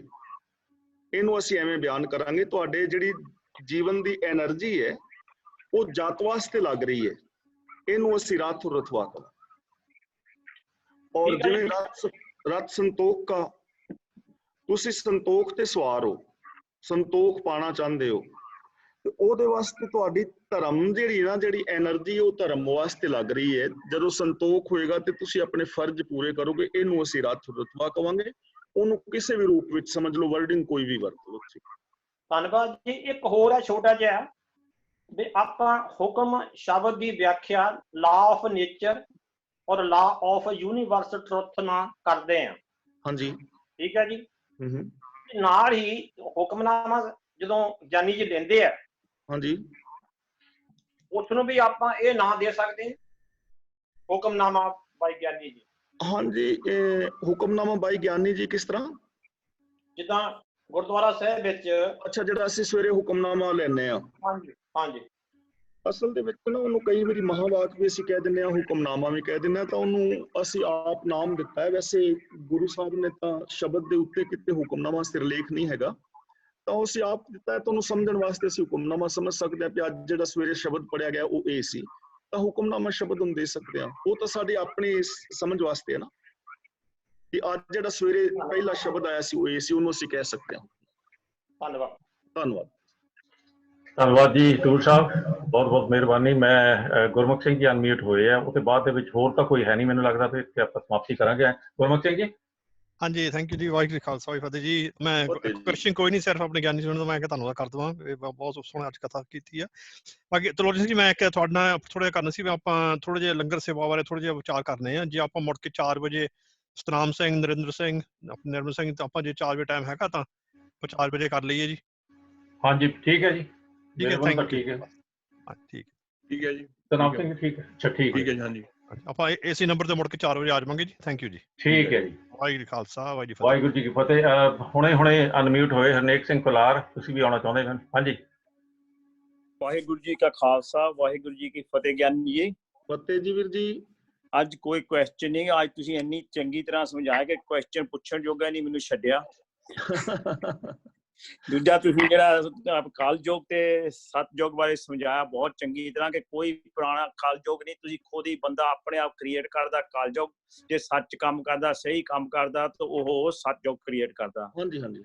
ਤੇ ਤੀਜਾ ਜਿਹੜਾ ਤੁਸੀਂ ਭਗਤੀ ਬਾਰੇ ਦੱਸਿਆ ਵੀ ਜਿਹੜੇ ਕਈ ਬੰਦੇ ਆ ਧੂਣੀਆਂ ਲਾਉਂਦੇ ਆ, ਭਗਤੀ ਕਰਦੇ ਆਲੇ ਵਿੱਚ ਬਹਿ ਜਾਂਦੇ ਆ ਜਿੱਦਾਂ, ਤੇ 10-15 ਲੇਡੀਜ਼ ਉਹਨੂੰ ਮੱਥਾ ਟੇਕਣ ਲੱਗ ਪੈਂਦੀਆਂ ਜੇ ਉਹ। ਇੱਕ ਪਾਸੇ ਕਿਸਾਨ ਦੇ ਬਾਰੇ ਤੁਸੀਂ ਉਦਾਹਰਨ ਦਿੱਤੀ ਆ, ਉਹ ਵਿਚਾਰਾ ਮਿਹਨਤ ਕਰਦਾ, ਪਾਣੀ ਦੇ ਵਿੱਚ ਖੜ ਕੇ ਪੱਠੇ ਵੱਢ ਕੇ ਜੋ ਵੀ ਲਿਆ ਕੇ ਪਸ਼ੂਆਂ ਨੂੰ ਪਾਉਂਦਾ, ਫਿਰ ਉਹ ਸਾਰਿਆਂ ਨੂੰ ਫੂਡ ਸਪਲਾਈ ਕਰਦਾ, ਦੁੱਧ ਸਪਲਾਈ ਕਰਦਾ, ਪਰ ਉਹਨੂੰ ਕੋਈ ਵੀ ਲੇਡੀ ਮੱਥਾ ਟੇਕ ਕੇ ਖੁਸ਼ ਨਹੀਂ। ਈਵਨ ਉਹਦੇ ਘਰ ਦੇ ਵੀ ਕਹਿੰਦੇ ਇਹ ਤਾਂ ਕਮਲਾ ਹੈ।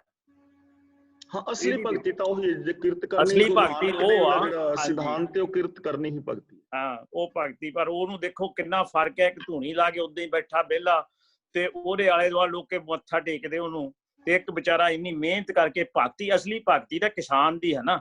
ਕਿਸਾਨ, ਮਜ਼ਦੂਰ, ਜਿੰਨੇ ਵੀ ਗ੍ਰਸਤੀ ਤੁਸੀਂ ਬੰਦੇ ਹੋ ਨਾ, ਦੇਖੋ ਇਹ ਜਿਹੜੀ ਦੁਨੀਆ ਚੱਲ ਰਹੀ ਹੈ ਰਿਸਪੈਕਟ, ਹਾਂ ਗੱਲ, ਹਾਂ ਹਾਂਜੀ, ਤੁਹਾਡੇ ਗ੍ਰਸਤੀਆਂ ਕਰਕੇ ਚੱਲ ਰਹੀ ਹੈ। ਜਿੰਨੇ ਵੀ ਲੋਕ ਕੰਮ ਕਰ ਰਹੇ ਨੇ ਇਹਨਾਂ ਕਰਕੇ, ਸਾਡੇ ਵਰਗੇ ਵਿਹਲੜਾ ਕਰਕੇ ਥੋੜਾ ਚੱਲ ਰਹੀ ਹੈ।